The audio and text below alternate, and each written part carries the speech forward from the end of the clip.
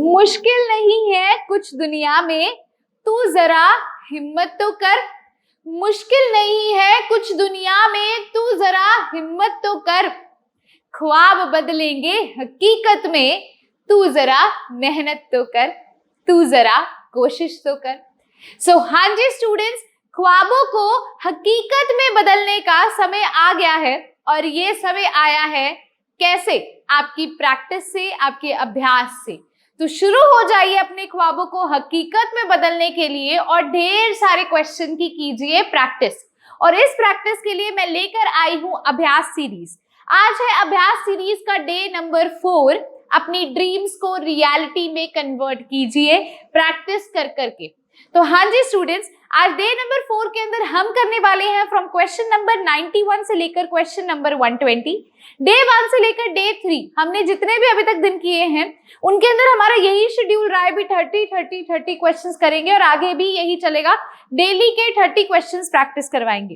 Hopefully आपने पहले के 3 दिन देख लिए होंगे, और आज आप 4th डे पर रेडी है मेरे साथ और क्वेश्चंस की प्रैक्टिस के लिए। तो चलिए चलते हैं हमारे डे 4 की तरफ। हाँ जी स्टूडेंट्स, जैसे कि आपको पता है कि हम कर रहे हैं क्लास 12th के लिए ये वाला वीडियो लेक्चर, और क्लास 12th के लिए माय डियर स्टूडेंट्स आज का जो डे है, डे नंबर 4 जो है, ये है सॉल्यूशन चैप्टर पर बेस्ड। आज हम करेंगे सॉल्यूशन चैप्टर पर क्वेश्चंस।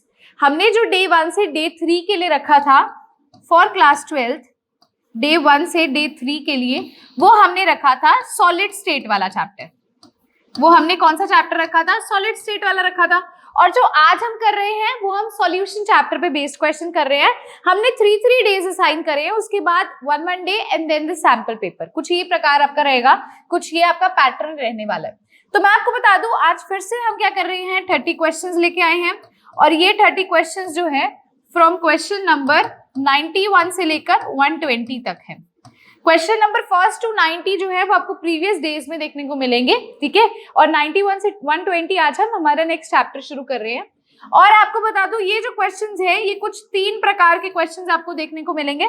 पहले आपके आते हैं एमसीक्यूज। एमसीक्यूज का मतलब होता है मल्टीपल चॉइस क्वेश्चंस, जहां पर आपको 4 ऑप्शन दिखेंगे और जिसमें से आपको जो एप्रोप्रिएट लगेगा, करेक्ट लगेगा, आपने उसको मार्क करना है। Then the other one is assertion and reason. Assertion and reason. Assertion and reason क्या है स्टूडेंट्स? एजर्शन एंड रीजन में आपको 2 स्टेटमेंट्स मिलेंगे और उस पे कुछ बेस्ड कंडीशंस है, तो आपको बताना है कौन सा करेक्ट होगा। ये मैं आपको एक्सप्लेन करूंगी और आगे भी करती आई हूं। थर्ड टाइप जो आपकी आती है वो आती है केस स्टडी बेस्ड क्वेश्चन। कैसी? केस स्टडी बेस्ड क्वेश्चन, जहां पर वो आपको एक पैराग्राफ देगा या आपको एक टॉपिक दे देगा और उस पे बेस्ड कुछ क्वेश्चंस पूछेगा, और वो आपकी इंटेलिजेंस चेक करेगा, आपके टॉपिक की समझ को चेक करेगा। तो चलते हैं हम इन तीनों तरह के पैटर्न को फॉलो करते हुए टर्म 1 एग्जामिनेशन की तैयारी करते हुए अभ्यास सीरीज के डे नंबर 4 के पहले क्वेश्चन की तरफ, जो कि है क्वेश्चन नंबर 91। क्वेश्चन 91 आपकी स्क्रीन पर है। Mole fraction of glycerine in solution containing 36 gram of water and 46 gram of glycerine is. तो आपको ग्लिसरीन का मोल फ्रैक्शन कैलकुलेट करना है, और उसने आपको बोला है आपके पास जो सॉल्यूशन है, आपके पास क्या है स्टूडेंट्स? आपके पास एक सॉल्यूशन है जिसमें आपके पास 36 ग्राम्स ऑफ वाटर है और 46 ग्राम्स किसका है? 46 ग्राम्स ऑफ ग्लिसरीन है। तो ध्यान से देखते हैं। सबसे पहले इस क्वेश्चन को इधर कर देते हैं, और आपको मैं ये बताती हूँ भी उसने हमसे पूछा क्या और हमें दे क्या क्या रखा है। सो स्टूडेंट्स, उसने हमसे पूछा है भी आपने कैलकुलेट करना है मोल फ्रैक्शन ऑफ ग्लिसरीन। आपने ये कैलकुलेट करना है। This is the question mark. आपको क्या क्या गिवन चीजें हैं जो आपको गिवन है, हम वो उसको यहाँ पे नोट डाउन करेंगे। क्या क्या गिवन है? मैम उसने हमें 36 ग्राम ऑफ वाटर दे दिया, 36 ग्राम ऑफ वाटर दे दिया, और उसने हमें क्या दिया? 46 gram of glycerine.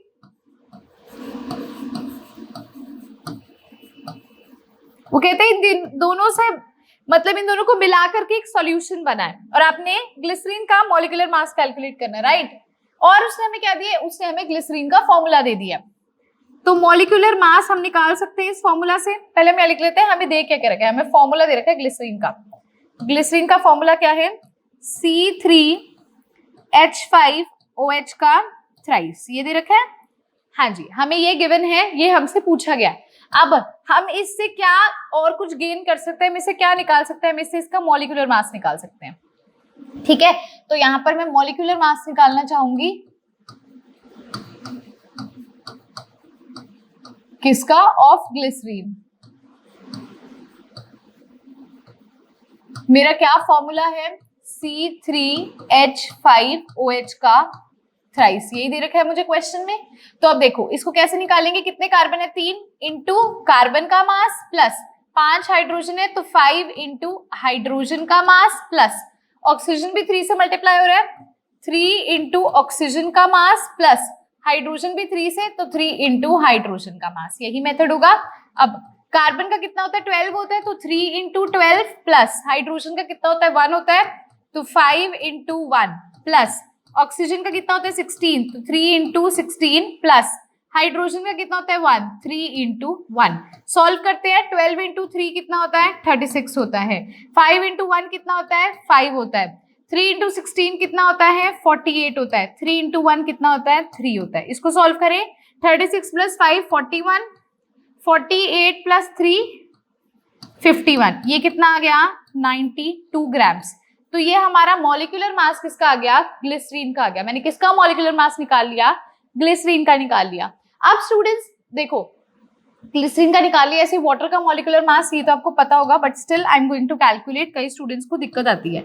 Molecular mass water का निकालते हैं, कितने हाइड्रोजन है 2 तो 2 इंटू हाइड्रोजन का मास, कितने ऑक्सीजन है 1 तो 1 इंटू ऑक्सीजन का मास, हाइड्रोजन का कितना होता है 1 होता है तो 2 इंटू 1 प्लस ऑक्सीजन का कितना होता है 16 2 इंटू, हाँ ठीक है 2 हाइड्रोजन है तो 1 होता है, 16 इंटू 1 क्योंकि ऑक्सीजन 1 दे रखा है तो यहाँ से कितना आ जाएगा 18 ग्राम्स। हमने इन दोनों से इन दोनों के मॉलिक्यूलर मास निकाल लिए, हमें गिवन मासेस दे रखे हैं। कैलकुलेट क्या करना है, मोल फ्रैक्शन निकालना है। अब ध्यान से देखना, पहले मोल फ्रैक्शन का फॉर्मूला देखेंगे। मोल फ्रैक्शन का फॉर्मूला क्या होता है, मोल फ्रैक्शन अगर हमें किसी का निकालना हो, मान लो कोई एक ए सब्सटेंस है उसका मोल फ्रैक्शन निकालना है, तो वो क्या होता है number of moles of A divided by total moles, number of moles of A plus number of moles of B, ये मेरा फॉर्मूला होता है।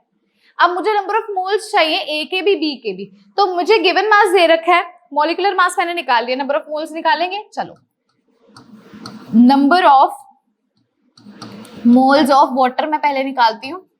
वाटर के नंबर ऑफ मोल्स क्या होंगे, given mass upon molecular mass, formula होता है moles का। गिवन मास वाटर का हमें कितना दे रखा है 36 दे रखा है, वाटर का मॉलिक्यूलर मास अभी निकाला है हमने 18, तो 36 बाई 18 कितना आ जाएगा यहाँ से 2 मोल्स। ये किसका हमने निकाल लिया, वाटर का निकाल लिया। ऐसे हम ग्लिसरीन का निकाल सकते हैं, number of moles of glycerine में GL लिख देती हूँ, ठीक है, डॉट लगा दिया। आप समझ आ रहा है ग्लिसरीन की बात हो रही है। Given mass upon molecular mass फिर से करेंगे। गिवन मास कितना है क्वेश्चन में आपको 46, और मॉलिक्यूलर मास अभी हमने निकाला इसका कितना है 92, कितना है 92, यही है। तो इसको भी हम क्या कर सकते हैं 2 से मल्टीप्लाई करेंगे, यहाँ से क्या आ जाएगा हाफ आ जाएगा, यहाँ से हाफ आ जाएगा, 46 2 से 92 होता है तो यहाँ से हमारे पास क्या आ गया हाफ आ गया, यानी कि 0.5 मोल्स। तो हमने दोनों के मोल्स निकाल लिए, वाटर के मोल्स हमने 2 निकाल लिए, ग्लिसरीन के हमने 0.5 मोल्स निकाल लिए। ठीक है, अब हमारा नेक्स्ट स्टेप उसने क्या बोला है, हमें निकालना है मोल फ्रैक्शन, हमें निकालना है मोल फ्रैक्शन। आप इतने में ये नोट करो,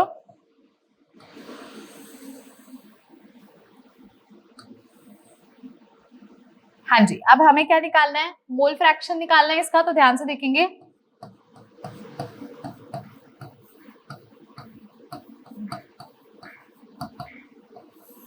मोल फ्रैक्शन किसका निकालना है, ग्लिसरीन का। मोल फ्रैक्शन का स्टूडेंट्स फॉर्मूला क्या होता है, मोल फ्रैक्शन का फॉर्मूला होता है नंबर ऑफ मोल्स ऑफ ए, मतलब अगर ग्लिसरीन की बात हो रही है तो उसके moles divided by total moles, यही होता है। तो ग्लिसरीन के मोल्स कितने निकाले हैं 0.5 निकाले हैं। Divided by total moles. Total moles क्या होगा, इसके मोल्स प्लस इसके मोल्स ऐड होंगे, 2 प्लस 0.5 होगा, तो यहाँ से क्या आएगा 0.5 डिवाइडेड बाय 2 प्लस 0.5 कितना होता है 2.5 होता है। इनके पॉइंट्स खोल लें, हाँ जी खोल लेते हैं। 5/10 और ये 25 और इसका डेसिमल ऊपर चला गया, 10 ऊपर चला गया, कट गया, ये 5 पे कट गया। यहाँ से कितना आ गया 1/5 आ गया, कितना आ गया 1/5 और 1/5 क्या होता है 0.2, क्या होता है 0.2। तो हमारा आंसर यहाँ से क्या आ जाएगा 0.2 आ जाएगा, क्या आ जाएगा 0.2। तो ऑप्शन चेक करते हैं फटाफट से। देखो सबसे पहला ऑप्शन है 0.46, सेकेंड आपका ऑप्शन है 0.40, थर्ड ऑप्शन है 0.20 और फोर्थ ऑप्शन है 0.36। तो यहाँ पे हमारा 0.2 आ गया, पीछे कुछ नहीं लगा तो 0 ही होता है। तो हमारा ऑप्शन नंबर सी क्या हो जाएगा, यानी कि 0.20 क्या हो जाएगा, बिल्कुल करेक्ट हो जाएगा। क्लियर है? वीडियो को पॉज करके इसको नोट कर लो फटाफट से। हाँ जी बहुत बढ़िया। अब हम चलते हैं हमारे नेक्स्ट क्वेश्चन, क्वेश्चन नंबर 92 की तरफ। ध्यान से देखेंगे इस क्वेश्चन को, बड़ा सिंपल सा क्वेश्चन है। 92 क्वेश्चन क्या है, a molar solution is one that contains 1 mole of a solute in. तो यहाँ पे वो आपको कहता है कि एक मोलर सॉल्यूशन क्या होता है। तो मोलर सॉल्यूशन, आपको एक पहली सी चीज मैं आपको बताना चाहूंगी, पहले क्वेश्चन के ऑप्शन बता देती हूँ। पहला ऑप्शन है 1000 ग्राम ऑफ द सॉल्वेंट, दूसरा ऑप्शन है 1 लीटर ऑफ द सॉल्वेंट, तीसरा ऑप्शन है 1 लीटर ऑफ द सॉल्यूशन, चौथा ऑप्शन है 22.4 लीटर ऑफ द सॉल्यूशन। तो यहाँ ध्यान से देखो, जब भी आपको मोलर लिखा आ जाए, मोलर का मतलब क्या होता है, मोलर का मतलब होता है मोलैरिटी। और स्टूडेंट्स अगर आपको कहीं पर मोलल लिखा आ जाए तो इसका मतलब क्या होता है मोलैलिटी, ये तो आपको पता है ना। तो अब यहाँ पर क्या लिखा है 1 मोलर मतलब 1 मोलर सॉल्यूशन क्या होता है। तो 1 मोलर मतलब किसकी बात कर रहा है, मोलैरिटी की बात कर रहा है। किसकी बात हो रही है यहाँ पर, मोलैरिटी की बात हो रही है। व्हाट इज मोलैरिटी, मोलैरिटी का मतलब क्या होता है, मोलैरिटी का क्या फॉर्मूला होता है, number of moles of solute divided by volume of solution in litres, यही होता है हमारा फॉर्मूला। मोलैरिटी का फॉर्मूला क्या होता है, number of moles of solute divided by volume of solution in litre. Option देखो, वो कहता है 1 मोलर सॉल्यूशन क्या होगा जब उसमें 1 मोल सॉल्यूट के है, यानी कि ये तो उसने बोल दिया भी ये 1 मोल है सॉल्यूट का, डिवाइडेड में क्या आएगा इन 1000 gram of solvent, 1 litre of solvent, 1 litre of solution या 24 लीटर ऑफ सॉल्यूशन। तो volume of solution in litre यानी कि 1 लीटर ऑफ सॉल्यूशन। ये तो देखो दोनों सॉल्वेंट की बात कर रहे हैं, ये तो सीधा ही कट गया, क्योंकि हमें पता है भी हम सॉल्यूशन के अंदर देखते हैं उसका वॉल्यूम।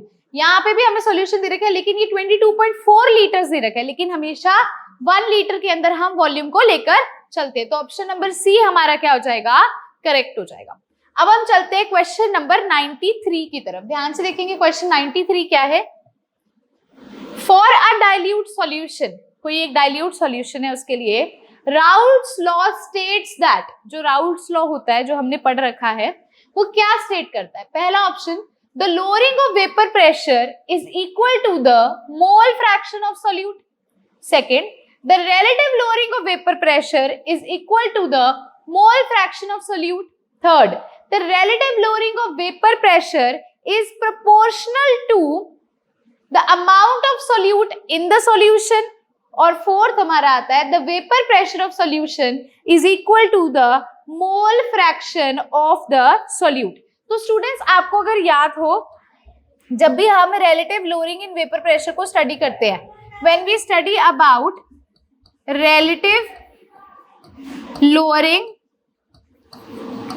इन वेपर प्रेशर, जब भी हम relative lowering in vapour pressure देखते हैं तो वहां पर हमने एक फॉर्मूला देखा होता है P not minus P divided by P not is equals to zeta B. याद हो तो आपको ये हमने देखा है। इसका मतलब क्या है, P नॉट होता है वेपर प्रेशर प्योर का, ठीक है, और P होता है वेपर प्रेशर किसका, हमारा सॉल्यूट का, ठीक है। तो P नॉट होता है हमारा प्योर का है और P हमारा क्या होता है, सॉरी सॉल्यूशन का, मैं सॉल्यूट बोल बैठी, सॉल्यूशन का। और ये किसके इक्वल होता है, ये मोल फ्रैक्शन के इक्वल होता है। So this is the lowering in vapour pressure वाला फॉर्मूला।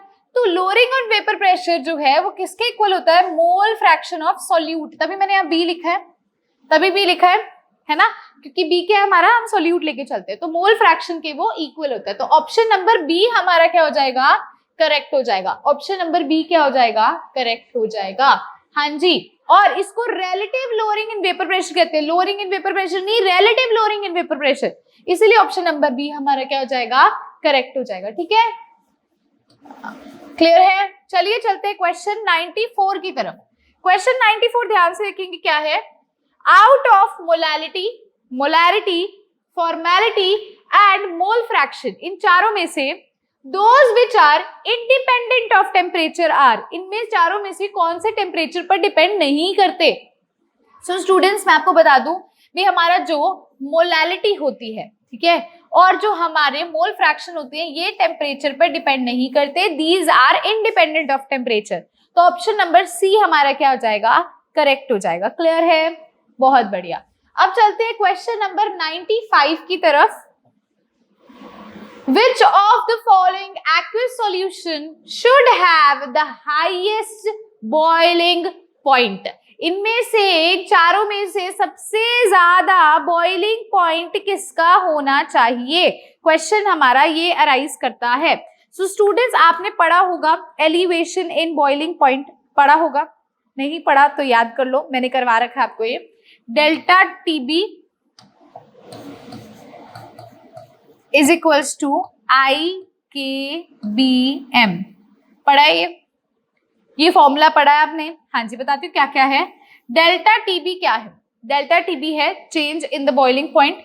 अब इसके अंदर क्या क्या आता है देखो, डेल्टा टीबी के अंदर क्या आता है आपका, टीबी नॉट, टीबी नॉट आपने पढ़ा था प्योर का होता है, ठीक है, और आपने पढ़ा है टीबी जो किसका होता है, सॉल्यूशन का बॉइलिंग पॉइंट होता है। तो डेल्टा टीबी क्या होता है हमारा, ये होता है टीबी माइनस टीबी नॉट, यानी कि इसके ब्रैकेट में लिख लेना boiling point of solution minus boiling point of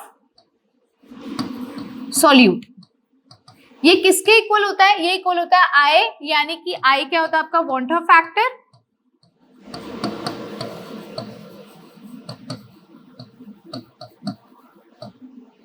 के बी क्या होता है, मोलर एलिवेशन कांस्टेंट, ठीक है, और एम आपका क्या होता है, हाँ जी एम आपका मास होता है, इतना तो क्लियर है। मोल एम सॉरी आपका क्या होता है, एम हमारा क्या होता है, उसकी मोलैलिटी होती है, एम क्या होती है, उसकी मोलैलिटी होती है। इतनी हमने चीज ऑलरेडी देख ली है। हाँ जी, क्योंकि पता क्या, जितनी भी कॉलिगेटिव प्रॉपर्टीज होती हैं, ये मैंने आपको जब लेक्चर करवा रही थी तब भी बताया था, all the colligative properties are directly proportional to molality, molality की डायरेक्टली प्रोपोर्शन होती है, और हमारा ये फॉर्मूला है। अब यहाँ पर आपको क्या देखना है, देखो हमें वो पूछ रहा है हाईएस्ट बॉइलिंग पॉइंट बताओ, चाहे आपको इसकी जरूरत नहीं थी पर मैंने क्यों बताया, ताकि आपको एक बार रिवाइज हो जाए भी ये क्या होता है, ठीक है। अब आपको यहाँ पे वो ये पूछ रहा है भी आपने हाईएस्ट बॉइलिंग पॉइंट बताना है, तो आप ये वाला फॉर्मूला सीधा अप्लाई करो, या इसको खोल के भी लिख लो, एक ही बात है। सारा का सारा खेल किस पे डिपेंड कर रहा है, वांट ऑफ फैक्टर पे डिपेंड कर रहा है। और वांट ऑफ फैक्टर में हमने यहाँ पर क्या चेक करनी है, हमने चेक करना है अभी कौन सबसे ज्यादा नंबर ऑफ आयंस एमिट करता है। जहां पर हमें मैक्सिमम नंबर ऑफ आयंस दिखेंगे, मतलब वहां पर आई की वैल्यू कितनी हो जाएगी, जितने नंबर ऑफ आयंस निकल रहे हैं, और जिसकी आई की वैल्यू ज्यादा होगी उसकी डेल्टा टीबी की वैल्यू क्या हो जाएगी, ज्यादा हो जाएगी ऑटोमेटिकली। तो यहाँ पर NaOH के केस में देखो, NaOH किस में स्प्लिट होता है, NaOH Na पॉजिटिव में और एक OH नेगेटिव में, तो यहाँ आई की वैल्यू क्या हो गई, 2 हो गई। इस केस में आई की वैल्यू क्या होगी, यहाँ पर 2 Na पॉजिटिव निकलेंगे और एक SO4 नेगेटिव निकलेगा, तो आई की वैल्यू यहाँ क्या हो जाएगी, 3। ऐसे ही NH4 NO3 में क्या होगा, एक NH4 निकलेगा और एक NO3 नेगेटिव निकलेगा, तो यहाँ पर भी आई की वैल्यू क्या हो जाएगी, 2। KN3 में देखो एक K पॉजिटिव निकलेगा और एक NO3 नेगेटिव निकलेगा, तो यहाँ भी आई की वैल्यू क्या हो जाएगी, 2। आई की वैल्यू कहाँ पर ज्यादा है, यहाँ पर ज्यादा है, सेकंड केस में कितनी है, 3 है, तो यहाँ पे क्या आ जाएगा 3 kBm। तो सबसे ज्यादा बॉइलिंग पॉइंट किसका हो जाएगा, हमारा सेकंड वाले का, 1 मोलर Na2SO4 का, किसका, 1 मोलर Na2SO4 का। क्लियर है। अब चलते हैं क्वेश्चन नंबर 96 की तरफ, ध्यान से देखेंगे क्वेश्चन 96 क्या कहता है, which of the following units is useful in relative vapour pressure with the concentration of solution. इनमें से कौन सा जो है वो रिलेटिव प्रेशर वेपर प्रेशर के साथ रिलेटेड है, कंसेंट्रेशन ऑफ सोल्यूशन के साथ। कौन सा ऐसा है जो इसके साथ कनेक्शन शो करता है? तो अभी मैंने आपको बता के हटी थी जब हमने स्टार्टिंग में किया था, अभी राउल्ट्स लॉ जो होता है वो मोल फ्रैक्शन पे डिपेंड करता है और राउल्ट्स लॉ ही वेपर प्रेशर को डिफाइन करता है। तो हमारा ऑप्शन नंबर ए क्या हो जाएगा? बिल्कुल करेक्ट हो जाएगा, क्योंकि राउल्ट्स लॉ के accordingly it is directly proportional to vapour pressure is directly proportional to mole fraction. अब हम चलते हैं हमारे क्वेश्चन नंबर 97 की तरफ। ध्यान से देखिए क्या क्वेश्चन है 97। 3 moles of P, P के 3 मोल्स दे रखे हैं and 2 moles of Q are mixed, इनको मिक्स किया है। What will be the total vapour pressure if their partial pressures are 80 and 60 torr? देखो ध्यान से, पहले हम लिखेंगे गिवन चीजें। गिवन मुझे क्या है? P के मुझे मोल्स दे रखे हैं, कितने दे रखे हैं? 3। Q के मुझे मोल्स दे रखे हैं, कितने दे रखे हैं? ये दे रखे हैं मुझे 2 दे रखे हैं, और मुझे क्या दे रखा है? उसने मुझे पार्शियल प्रेशर दे रखा है 80 टॉर दे रखा है। P का, Q का है कितना? 60। तो पार्शियल प्रेशर को P नॉट से लिखते हैं, किसका? P का है कितना है? 80 है, ठीक है। और हमारा यहाँ पे क्या आ जाएगा? Q का कितना दे रखा है? मुझे 60 दे रखा है। अब आपको टोटल वेपर प्रेशर का फॉर्मूला अगर याद हो तो क्या होता है?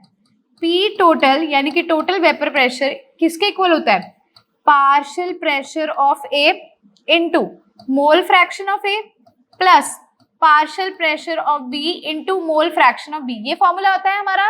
पार्शियल प्रेशर A का कितना दे रखा है? 80 into mole fraction of A plus partial pressure B का कितना दे रखा है, मतलब Q का कितना दे रखा है? 60 इंटू हमारा मोल फ्रैक्शन B का।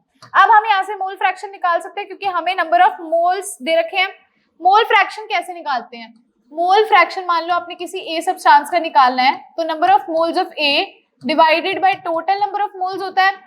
तो हम यहाँ पर P की निकालते हैं मान लो, तो P के कितने? 3 डिवाइडेड बाय टोटल कितना होगा? 3 प्लस 2, तो यहाँ से क्या आ जाएगा? 3/5 यानी कि 0.6। ये किसके आगे? हमारे P के आगे, ब्रैकेट में लिख देती हूँ। अब मैं Q के अगर निकालना चाहूंगी तो Q के मोल्स कितने हैं? 2 डिवाइडेड बाय टोटल, टोटल कितने हैं? 3 + 2 5 यानी कि 2/5 कितना हुआ? 0.4 हुआ। तो ये मैंने इनके क्या निकाल दिए? मोल फ्रैक्शन निकाल दिए।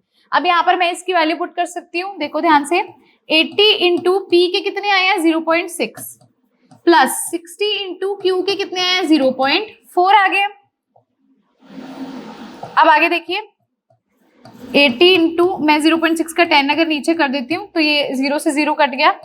ऐसे ही 60 इंटू 4/10 हो जाएगा, ये 0 से 0 कट गया। तो 8 इंटू 6 कितना होता है? 48 और 4 इंटू 6 कितना होता है? 24। तो यहाँ से मेरे पास कितना आ जाएगा? 72 आपका आंसर आ जाएगा।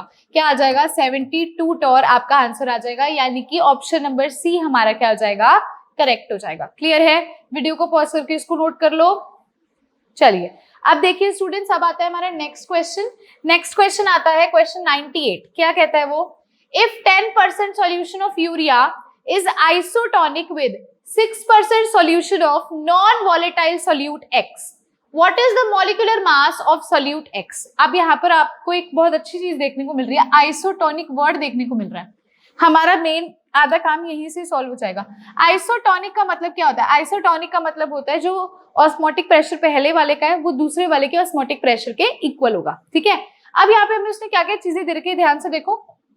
पहले फिर से वही चीज गिवन लिखेंगे, 10% सॉल्यूशन ऑफ यूरिया।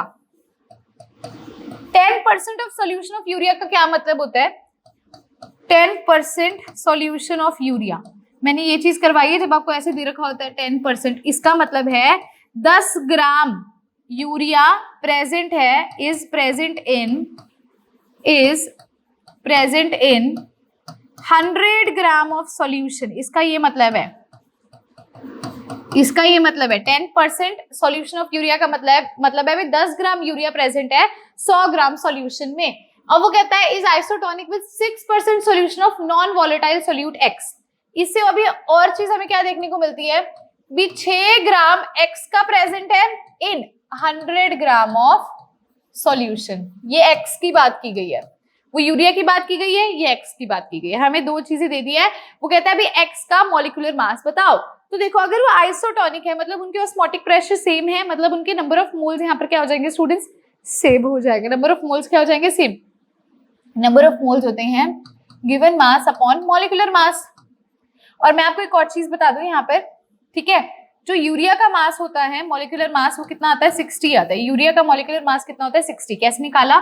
यूरिया का फॉर्मूला NH2CO NH2 होता है, ठीक है। तो इसको अगर आप कैलकुलेट करना चाहते हो कर लो। देखो नाइट्रोजन कितने? 2, तो 2 इंटू नाइट्रोजन का मास प्लस कार्बन कितना है? 1, 1 इंटू कार्बन का मास, ऑक्सीजन भी है 1, 1 इंटू ऑक्सीजन का मास, हाइड्रोजन टोटल कितने हैं? 4, तो 4 इंटू हाइड्रोजन का मास।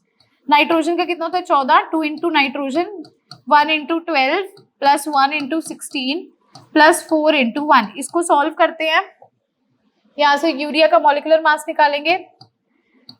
28 प्लस 12 प्लस 16 प्लस 4, 40 प्लस 20 कितना आ गया? 60 आ गया। 60 तो यहाँ से मॉलिक्यूलर मास मैंने आपको बता दिया, 20 का 60 मॉलिक्यूलर मास है। गिवन मास कितने हैं? 10। तो नंबर ऑफ मोल्स कितने हो जाएंगे? Given mass upon molecular mass कितने आ गए? 1/6 आ गए।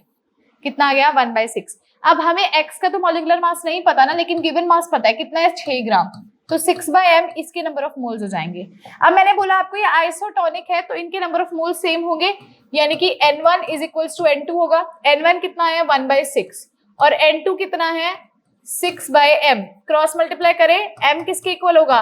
6 इंटू 6 के। तो यहाँ से हमारा मॉलिक्यूलर मास कितना आ जाएगा? 36 ग्राम आ जाएगा। कितना आ जाएगा? मॉलिक्यूलर मास 36 आ जाएगा। क्लियर है? हमारा ऑप्शन नंबर सी क्या आ जाएगा? बिल्कुल करेक्ट हो जाएगा। ऑप्शन नंबर सी हमारा क्या हो जाएगा? बिल्कुल करेक्ट हो जाएगा माय डियर स्टूडेंट्स। चले आगे, बहुत बढ़िया बात। चलिए चलते हैं हमारे नेक्स्ट क्वेश्चन, क्वेश्चन नंबर 99 की तरफ। क्या है? इन 3 बीकर्स लेबल्ड एज ABC, मैं आपको बीकर्स अभी यहाँ बना ही देती हूँ, यहाँ पे मैंने ड्रॉ नहीं करे, अभी करने थे।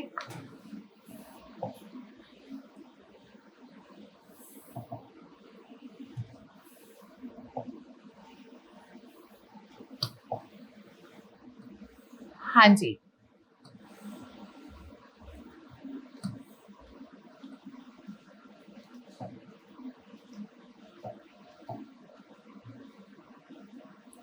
ओके आपके सामने यहाँ 3 बीकर्स है। ये बीकर नंबर A है, ये B है, ये C है। A बीकर के अंदर स्टूडेंट्स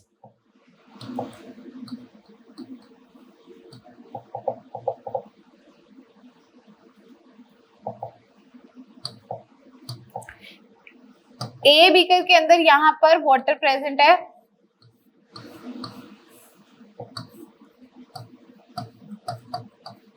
B बीकर के अंदर, जो B बीकर है इसमें 1 मोलर ग्लूकोज सॉल्यूशन है, और जो C बीकर है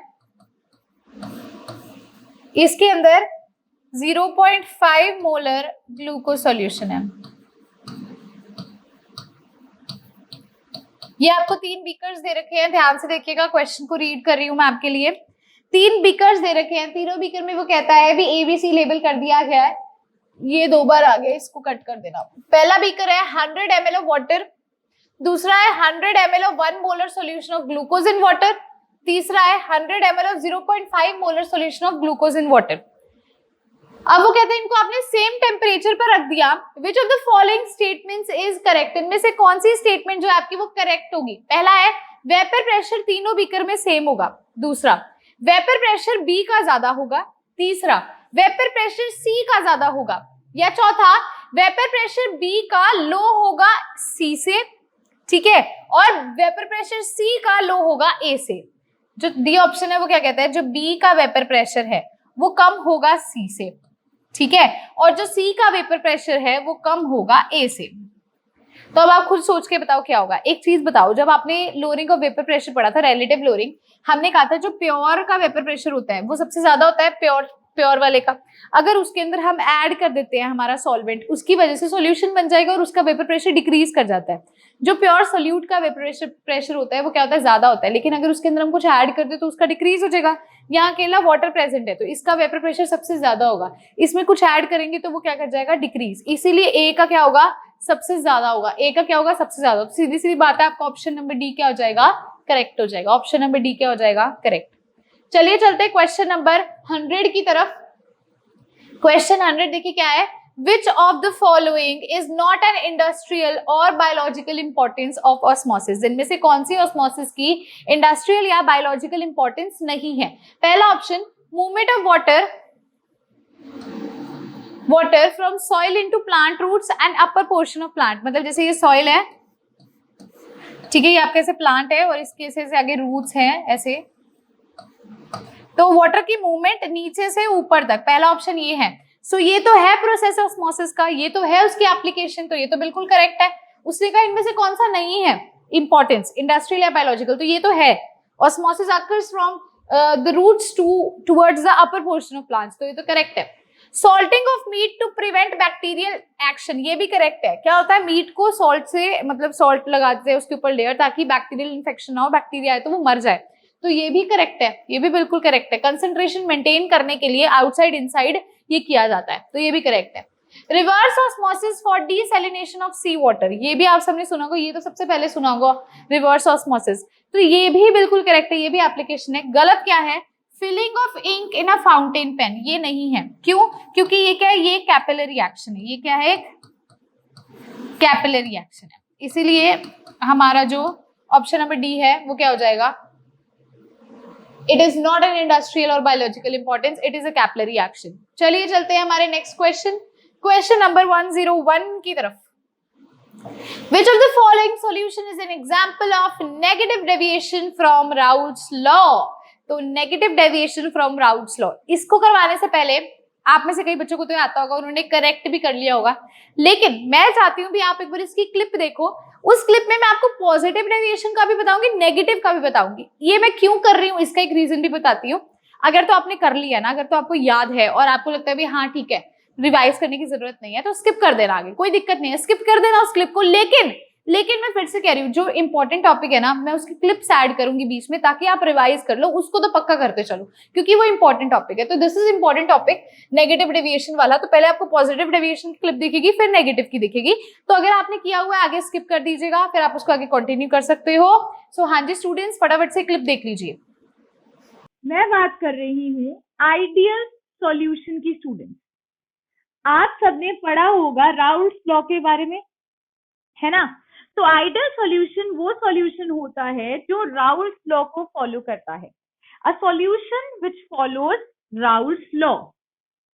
आप साथ साथ इस डेफिनेशन को नोट करेंगे, क्योंकि बोर्ड में भी ये बहुत पूछा जाता है। तो ideal solution is a solution which follows Raoult's law, जो राउल्ट्स लॉ को फॉलो करती है। अब क्वेश्चन ये अराइज करता है कि राउल्ट्स लॉ बेसिकली है क्या। तो राउल्ट्स लॉ होता है student, the total pressure of a solution, जिसे मैं पीटी से रिप्रेजेंट करती हूँ, ये किसके इक्वल होता है, ये इक्वल होता है partial pressure of component A plus partial pressure of component B, यानी कि P not A zeta A plus P not B zeta B. तो राउल्ट्स लॉ ये कहता है कि जो टोटल प्रेशर होता है किसी भी कंपोनेंट का, यानी कि एक सॉल्यूशन है, सॉल्यूशन दो कंपोनेंट से बनता है, सॉल्यूट और सॉल्वेंट से। तो जो टोटल प्रेशर होगा उस सॉल्यूशन का, वो कंपोनेंट ए के partial pressure plus component B के पार्शियल प्रेशर से मिलके बनता है। तो ये था राउल्ट्स लॉ। अब कोई भी सॉल्यूशन अगर इस इक्वेशन को फॉलो करेगा तो वो क्या कहलाएगा, वो कहलाएगा आइडियल सॉल्यूशन। अब जैसे कि टर्म है, आइडियल के आगे नॉन लगा दूं, यानी कि ना कहूं, एक हिंदी में बोलूं ना, नो। नॉन का मतलब है ऐसा सॉल्यूशन जो इसको फॉलो नहीं करेगा, यानी कि बिल्कुल इसका ऑपोजिट हो जाना, वो क्या होगा, नॉन आइडियल सॉल्यूशन। तो अब लिखते हैं हम नॉन आइडियल सॉल्यूशन के बारे में। Non ideal solution is a solution which do not follow Raoult's law, जो राउल्ट्स लॉ को फॉलो नहीं करेगा। तो जो राउल्ट्स लॉ को फॉलो करता है उसे बोलते हैं आइडियल, और जो राउल्ट्स लॉ को फॉलो नहीं करता उसे बोलते हैं non ideal, which do not follow Raoult's law.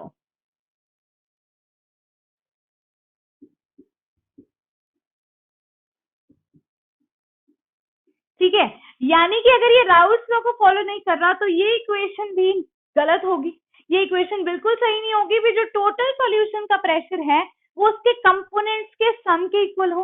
तो क्या इक्वेशन बनेगी नॉन आइडियल सॉल्यूशन में? इक्वेशन ये बनेगी be total pressure of solution is not equal to the sum of partial pressure of the components, यानी कि टोटल प्रेशर सॉल्यूशन का equal नहीं होगा P not A zeta A plus P not B zeta B के। ठीक है, तो इस चीज को हम क्या कहेंगे? Non ideal solution.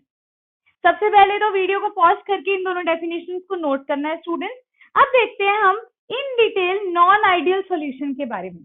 अब जैसे कि मैंने आपको बोला भी टोटल प्रेशर जो है वो इसके इक्वल नहीं होगा, यानी कि आपको याद होगा मैंने पिछली बारी जो पिछले से पिछली वीडियो में जब राउल्स लॉ को एक्सप्लेन किया था मैंने कहा था भी जो पीए होता है पार्शियल प्रेशर होता है वो इक्वल होता है P not a pure pressure of A into उसका मोल फ्रैक्शन, है ना। अभी भी मैं बोल के हटी थी भी पी जो टोटल सॉल्यूशन है यानी कि जो पी टी मैंने रिप्रेजेंट किया है ये दोनों के पार्शियल प्रेशर के इक्वल होता है, तो ये नॉन आइडियल है। नॉन आइडियल का मतलब ये इक्वल नहीं होगा, यानी कि जो पार्शियल प्रेशर है वो भी इक्वल नहीं होगा प्योर का इनटू उसके मोल फ्रैक्शन के। ठीक है, तो अगर ए कंपोनेंट के साथ है तो बच्चों बी में भी partial pressure will not be equal to pure का प्रेशर इनटू उसका मोल फ्रैक्शन। ठीक है, तो ये हो जाएगी हमारी नॉन आइडियल सिचुएशन के अंदर, मतलब नॉन आइडियल सॉल्यूशन के अंदर ये कंडीशंस होंगी। अब जैसे कि मैंने आपको आइडियल सॉल्यूशन के टाइम पे बताया था भी एक सॉल्यूशन को मैं कब आइडियल कह सकती हूँ, ये तो मुझे पता ही है अभी वो राउल्स लॉ को फॉलो करता है तो वो आइडियल है, लेकिन और भी कई कंडीशंस थी जो उसे आइडियल बनाती हैं। तो अब हम लिखने लगे हैं conditions for non ideal solution. ठीक है, तो आइए अब हम लिखेंगे कंडीशन। तब तक आप इसे नोट कर सकते हैं वीडियो को पॉज करके। अब बच्चों कंडीशन से क्या पता चलता है, मान लो आपको कभी कोई सिचुएशन दे दी जाए, आपसे पूछ लिया जाए भी ये सॉल्यूशन आइडियल है या नहीं है, या वो नॉन आइडियल है या नहीं है, तो आप उन कंडीशंस को चेक करोगे। ठीक है, थर्मोडायनेमिक्स के अकॉर्डिंगली भी हैं, विद एग्जांपल भी हैं, जो ये स्टेट करती है भी एक सॉल्यूशन आइडियल होगा या एक सॉल्यूशन नॉन आइडियल होगा। तो अब हम लिखेंगे condition for a solution to be non ideal. ऐसी कंडीशन जो उस सॉल्यूशन को क्या बनाती है? Non ideal. तो सबसे पहली कंडीशन क्या है अभी बता के हटी हूं। सबसे पहली कंडीशन है आपके पास भी जो पार्शियल प्रेशर है, टोटल पार्शियल प्रेशर। ठीक है, टोटल प्रेशर वो इक्वल नहीं होगा दोनों के पार्शियल प्रेशर के, यानी कि P not A zeta A plus P not B zeta B के इक्वल नहीं होगा। और इसी इक्वेशन से हम ये भी कह सकते हैं the partial pressure of A is not equal to pure का प्रेशर इनटू उसके मोल फ्रैक्शन का प्रेशर। ठीक है, ये कंपोनेंट ए की बात है। ऐसे ही मैं कह सकती हूँ कंपोनेंट बी के लिए। तो ये थी इसकी पहली कंडीशन। पहली कंडीशन ये होगी भी प्रेशर जो है सॉल्यूशन का वो उनके पार्शियल प्रेशर के इक्वल नहीं होगा। सेकंड कंडीशन क्या होगी स्टूडेंट? सेकंड कंडीशन आती है वॉल्यूम से related, delta we mixing. Delta we mixing को समझने के लिए मैंने आपको पहले भी बोला था आपने क्या करना होता है, आपने ना एक कंटेनर बनाना होता है। ठीक है, तो इस कंटेनर में आपको क्या देखने को मिलेगा, मान लीजिए ये मेरा कंपोनेंट ए है, ये मेरा कंपोनेंट ए है, और इसमें मैंने कंपोनेंट बी को जोड़ा और यहां से मैंने बनाया सॉल्यूशन जिसमें ए भी है जिसमें बी भी है। तो मैं बोलती हूं अगर ए का वॉल्यूम है वी ए का वॉल्यूम है वी ए, बी का वॉल्यूम है वी बी, और टोटल का वॉल्यूम वी एस ले लेते हैं जो क्या होता है V A plus V B, दोनों का एडिशन के इक्वल होता है। तो मैंने बोला था आइडियल सॉल्यूशन के अंदर भी चेंज इन वॉल्यूम जो होगा स्टूडेंट वो हमेशा 0 होगा, लेकिन अब नॉन आइडियल है तो बिल्कुल ऑपोजिट हो जाएगा, change in volume is not equal to 0। जब भी आप चेंज इन वॉल्यूम कैलकुलेट करोगे तो वो 0 के इक्वल नहीं आएगा, तो वो क्या कहलाएगा सॉल्यूशन? वो सॉल्यूशन कहलाएगा non ideal solution. Second condition को नोट करें स्टूडेंट्स। अब देखिए थर्ड कंडीशन क्या स्टेट करती है? Delta H mixing. आपको याद होगा डेल्टा एच मिक्सिंग क्या होता था? डेल्टा एच होता था हीट बच्चों। आपको मैंने बताया था आइडियल सॉल्यूशन के केस में डेल्टा एच जो है वो हमेशा 0 के इक्वल होता है। क्यों? यानी कि ना तो हीट रिलीज हो रही है ना ही हीट इवॉल्व हो रही है, वो होता था आइडियल सॉल्यूशन। लेकिन नॉन आइडियल सॉल्यूशन में क्या होगा? हीट रिलीज भी हो सकती है, हीट इवॉल्व भी हो सकती है। तो जिसके अंदर डेल्टा एच आपको 0 नहीं मिलेगा वो क्या कहलाएगा? यानी कि चेंज इन डेल्टा एच, यानी कि हीट रिलीज भी होगी, हीट एब्जॉर्ब भी होगी। तो जिस सॉल्यूशन में आपको हीट रिलीज होती हुई दिख रही है या हीट एब्जॉर्ब होती हुई दिख रही है वो सॉल्यूशन कहलाएगा नॉन आइडियल सॉल्यूशन। तो थर्ड कंडीशन क्या होगी? Delta H is not equal to 0, यानी कि हीट विल बी रिलीज और एब्जॉर्ब्ड। ठीक है, वीडियो को 2 मिनट पॉज करेंगे, तीनों पॉइंट्स को नोट करेंगे क्योंकि मैं रब करने वाली हूँ इसे। अब हम देखते हैं फोर्थ कंडीशन क्या है स्टूडेंट्स। हमने बच्चों ने ना, मैं कंपेयर क्यों कर रही हूँ आइडियल से? सिर्फ इस वजह से कंपेयर कर रही हूँ ताकि आप सबके लिए इजी हो जाए, आप सबको याद करने में आसानी लगे, कोई चीज टफ ना लगे। ठीक है, और कंपैरिजन से चीज हमें समझ भी बहुत अच्छे से आती है। तो अब देखिए फोर्थ कंडीशन क्या आती है बच्चों? फोर्थ कंडीशन हमें ये स्टेट करती है इंटरैक्शन के बारे में। याद है इंटरैक्शन कब होती है? इंटरैक्शन तब होती है जब मॉलिक्यूल के बीच में फोर्सेस होती हैं। मान लो ये एक मॉलिक्यूल है, एक ये मॉलिक्यूल है, इनमें फोर्सेस हैं। कैसी फोर्सेस हैं? अब किसी बच्चे ने पिछली वीडियो नहीं देखी तो ये जरूर देखिएगा पॉइंट। मैं बोलती हूँ मेरे पास है ए कंपोनेंट, ये है मेरा ए कंपोनेंट। इस ए कंपोनेंट में ए मॉलिक्यूल्स हैं, प्योर ए है तो सारे ही ए के मॉलिक्यूल्स मिलेंगे। ठीक है, तो इसके अंदर इंटरेक्शन कौन सी देखी जाएगी बच्चों? इंटरेक्शन का मतलब मॉलिक्यूल्स जो एक दूसरे पे फोर्सेस लगाते हैं। अब यहाँ कौन सी फोर्स लग सकती है? कोई भी लग सकती है, डाइपोल डाइपोल लग सकती है, इंड्यूस डाइपोल लग सकती है, हाइड्रोजन बॉन्डिंग लग सकती है। तो यहाँ पर हमें नहीं पता ना कौन सी लगेगी, लेकिन ये जरूर पता है भी किन के बीच में लगेगी। यहाँ लगेगी ए और ए के बीच में। तो यहाँ कौन सी इंटरेक्टिव फोर्सेस हैं? ए इंटरैक्टिव फोर्सेस। ठीक है, ये हुई ए इंटरैक्टिव फोर्सेस, यानी कि एक मॉलिक्यूल ए दूसरा मॉलिक्यूल ए पे कितनी फोर्स लगा रहा है, क्या उसको खींच रहा है, ठीक है, अपनी तरफ या अपने से दूर भेज रहा है। तो वो हम उस सिचुएशन पे देखेंगे भी उसमें हाइड्रोजन बॉन्डिंग है, उसमें कौन सा सोल्यूट है या कौन सा सॉल्वेंट है, वो उस पर डिपेंड करता है। तो ये है हमारा कंपोनेंट ए। इसमें मैंने जोड़ा कंपोनेंट बी बच्चों, इसमें मैंने जोड़ा कंपोनेंट बी है और प्योर बी है बच्चों। प्योर बी मतलब सिर्फ बी के मॉलिक्यूल्स हैं। तो यहाँ कौन से मॉलिक्यूल्स होंगे? सिर्फ बी के मॉलिक्यूल्स होंगे। अगर अकेले बी के मॉलिक्यूल्स हैं तो कौन से मॉलिक्यूल्स किस पे फोर्स लगाएंगे? पहले वाला बी दूसरे बी पे लगाएगा या दूसरे वाला बी तीसरे पे लगाएगा। मतलब फोर्सेस बी मॉलिक्यूल्स के बीच में है तो इंटरेक्शन किसके बीच में होगी? बी के बीच में। तो वो क्या कहलाएगी? B interaction. अब देखो मैंने क्या किया, ए कंपोनेंट के अंदर बी कंपोनेंट को जोड़ दिया। इससे मैंने जब जोड़ा तो मेरे पास एक सॉल्यूशन बना जिसके अंदर ये दोनों कंपोनेंट्स होंगे, यानी कि ए मॉलिक्यूल्स भी होंगे बी मॉलिक्यूल्स भी होंगे बच्चों। तो जब यहाँ पर ए मॉलिक्यूल भी है बी मॉलिक्यूल भी है, कुछ इस तरह से अरेंज होंगे, आपको देखने को मिल रहा है कुछ इस तरह से अरेंज है ये।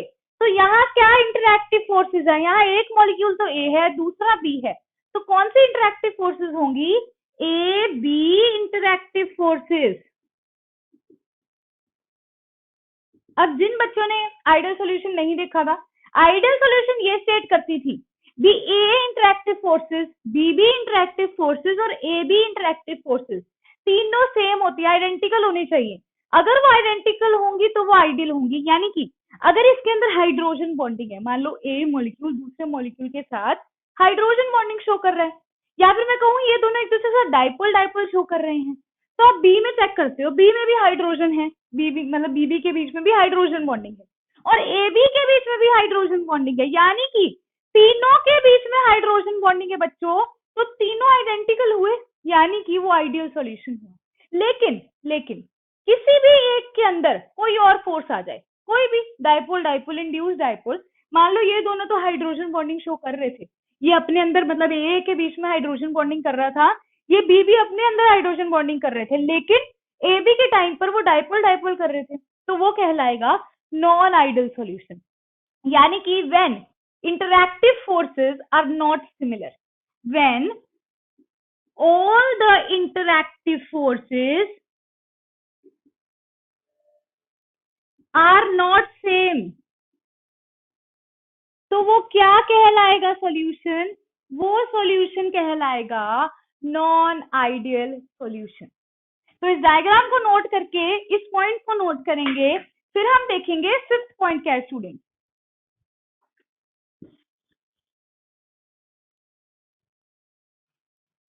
अब फिफ्थ पॉइंट के अंदर बच्चों बहुत ही सिमिलर सी चीज है, जो आइडियल में भी देखी जाती है और नॉन आइडियल में देखी जाती है। अभी तक तो हमने देखा कि सारा कुछ ही ऑपोजिट है, डेल्टा वी मिक्सिंग जीरो नहीं होनी चाहिए तो वो नॉन आइडियल है, होगी तो वो आइडियल है। सिमिलरली जो टोटल प्रेशर है अगर वो इक्वल हो गया दोनों के सम के पार्शियल प्रेशर्स के तो आइडियल है, नहीं हुआ तो नॉन आइडियल है। लेकिन अब जो चीज आने वाली है वो दोनों में ही सिमिलर है, वो है एंट्रोपी। ठीक है, जो फिफ्थ पॉइंट है एंट्रोपी, एंट्रोपी के अंदर चेंज, अकेला एंट्रोपी नहीं, चेंज इन एंट्रोपी, यानी कि डेल्टा एस। डेल्टा एस हमेशा पॉजिटिव ही होगा, यानी कि मोर देन जीरो ही होगा। ये चीज दोनों के लिए, आइडियल के भी और नॉन आइडियल के लिए भी सेम रहेगी। साथ ही साथ सिक्स पॉइंट लिखिए स्टूडेंट। सिक्स पॉइंट पे चलने से पहले एक चीज बताती हूँ, मैंने आइडियल में भी बताया था, एंट्रोपी का मतलब होता है रैंडमनेस ऑफ मॉलिक्यूल्स। तो रैंडमनेस जो होती है मॉलिक्यूल्स के अंदर वो हमेशा ज्यादा होती है, रैंडमनेस यहाँ ज्यादा होती है, इस वजह से ये क्या है, जीरो से ज्यादा है, पॉजिटिव वैल्यू है। ठीक है, साथ ही साथ एक और चीज सेम रहती है, डेल्टा जी हमेशा नेगेटिव रहता है, यानी कि डेल्टा जी जो है वो हमेशा नेगेटिव रहता है, यानी कि जीरो से कम होता है। ये कहाँ से निकाला था मैंने, फॉर्मूला होता है डेल्टा जी का, that is delta H minus T delta S. यहां से आपको पता चल रहा है डेल्टा एस पॉजिटिव वैल्यू है, मोर देन जीरो है, तो डेल्टा एस पे मैं पॉजिटिव कहूं, लेकिन इसके आगे नेगेटिव साइन लगा है, नेगेटिव साइन की वजह से डेल्टा जी क्या हो गया, डिक्रीज हो गया, तो डेल्टा जी क्या होगा, लेस देन जीरो होगा। तो ये थे स्टूडेंट्स कंडीशन जो एक सॉल्यूशन को नॉन आइडियल बनाती है। अब हम चलने वाले हैं, एक चीज देखने वाले हैं, डेविएशन। नॉन आइडियल सॉल्यूशन दो तरह की डेविएशन शो करता है, एक होती है पॉजिटिव डेविएशन, एक होती है नेगेटिव डेविएशन। तो अब हम लिखेंगे deviation shown by non ideal solution.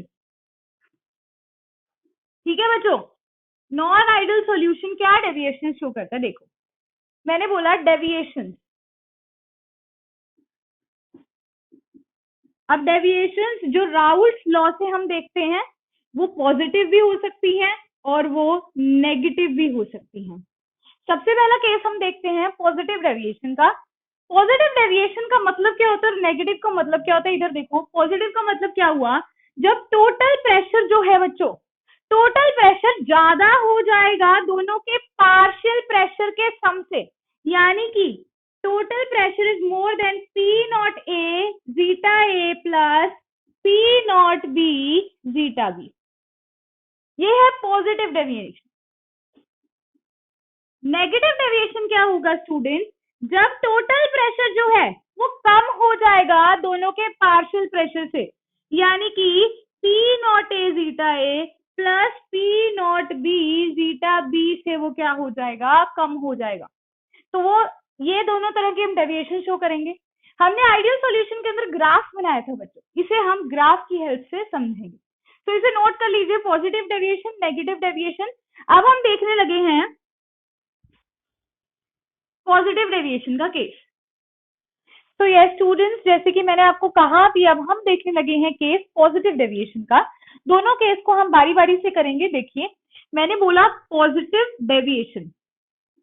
Positive deviation का मतलब मैंने अभी आपको बताया था स्टूडेंट्स, पॉजिटिव डेविएशन होता है जब टोटल प्रेशर किसी भी सॉल्यूशन का जो है वो क्या होगा, वो ज्यादा होगा उनके पार्शियल प्रेशर से। पार्शियल प्रेशर को मैं पी ए प्लस पीबी भी लिखती हूँ ना, तो जब हम इसे खोलते थे बच्चों, याद होगा राउल्ट्स लॉ में क्या बोलते थे पीए को मैं, P not A zeta A plus P not B zeta B, है ना।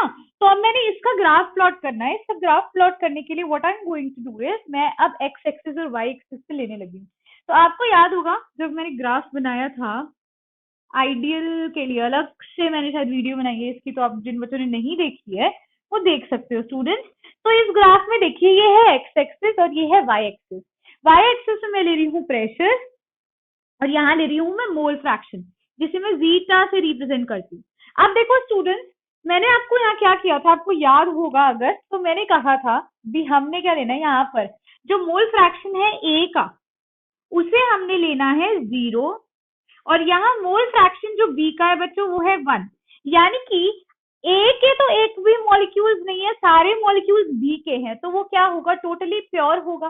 तो क्या होगा उस स्टेट में, अगर मैं कहूँ भी सिर्फ और सिर्फ आइडल की बात कर रही हूँ बच्चों पहले, फिर इसके अंदर आपको पॉजिटिव डेविएशन नॉन आइडल की दिखाऊंगी।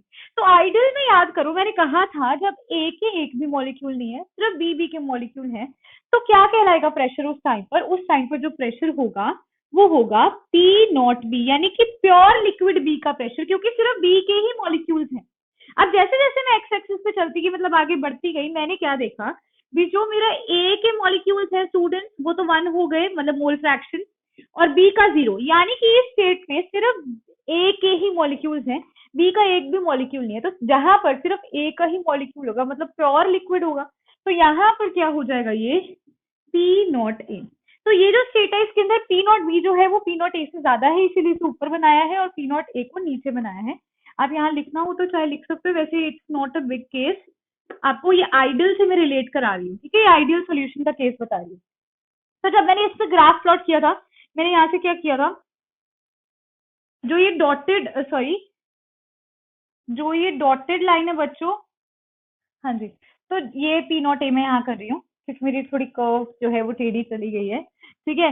तो ये जो डॉटेड लाइन है स्टूडेंट्स, ये कंपोनेंट के प्रेशर को डिनोट करती है, मतलब ये जो लाइन गई है ये क्या शो कर रही है, ये शो कर रही है पी ए को, जो है P not A zeta A, right.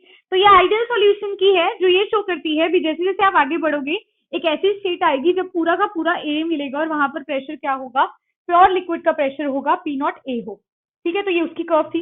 एक कर्व आपको याद होगा मैंने बनाई थी यहां पर, ठीक है, ये भी डॉटेड से शो कर रही हूँ, हाँ जी। तो जो ये कर्व है स्टूडेंट्स, ये किसकी थी, ये थी पी बी की, जो किसके इक्वल होती है, P not B zeta B के, यानी कि प्योर, ये आप देखोगे जैसे जैसे आप इधर से इधर आओगे तो एक ऐसी स्टेट आएगी जब प्योर बी होगा, जब सिर्फ बी के मॉलिक्यूल्स होंगे, ए के मॉलिक्यूल्स नहीं होंगे। ये आइडियल की स्टेट थी, और इसी के अंदर मैंने आपको बताया था जब मैं इन्हें ज्वाइन करती हूँ बच्चों, ठीक है, तो जब मैं इसे डॉटेड से नहीं इसे फुल लाइन से शो करती हूँ, ये है टोटल प्रेशर।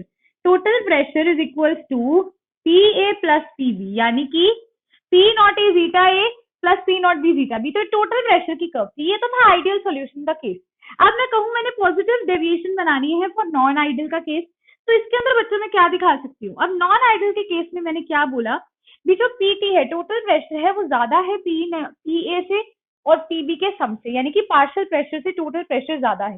तो यहाँ से मैं ये भी बोल सकती हूँ ना भी जो पार्शियल प्रेशर है that is more than P not A zeta A, क्योंकि ये इसके इक्वल होता है ना, तो पी ए जो है वो ज्यादा हो जाएगा P not A zeta A से, और पी बी क्या होगा, P not B zeta B से क्या हो जाएगा, ज्यादा हो जाएगा।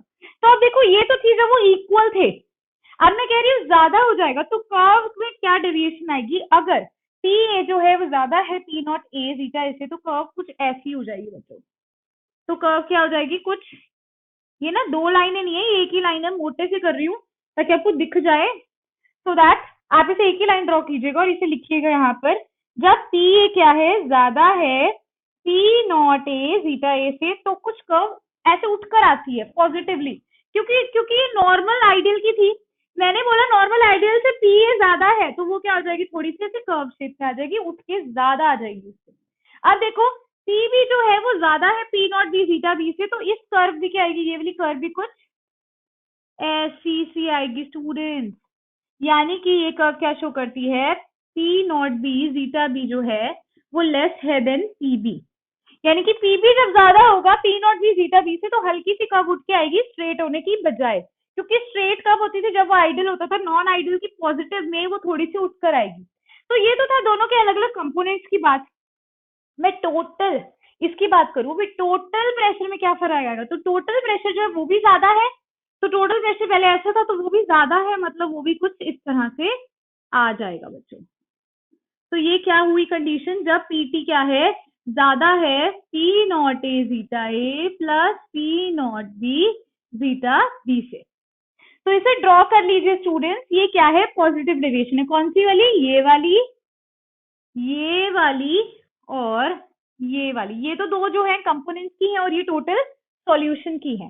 तो ये क्या हुई, पॉजिटिव डेविएशन हुई फ्रॉम राउल्ट्स लॉ। क्या हुई ये, positive deviation from Raoult's law, Raoult's law में से पॉजिटिव डेविएशन हो। तो इसे नोट कर लीजिए स्टूडेंट्स। अब हम देखने लगे हैं इसके एग्जाम्पल, यानी कि पॉजिटिव डेविएशन किन किन के बीच में देखी जाती है, मतलब कंपोनेंट ए क्या होता है, कंपोनेंट बी क्या होता है। अब हम वो लिखेंगे कुछ एग्जाम्पल, ठीक है, तो इसे नोट कर लीजिए। तो ये स्टूडेंट्स, जैसे कि अभी ग्राफ बनाकर मैंने आपको जो चीजें बताई, अब वो मैंने इसे लिख दी हैं सो दैट आप अपने एग्जाम्स में, बोर्ड एग्जाम्स में इसे लिख सकें भी बेसिकली इसके अंदर होता क्या है पॉजिटिव डेविएशन में।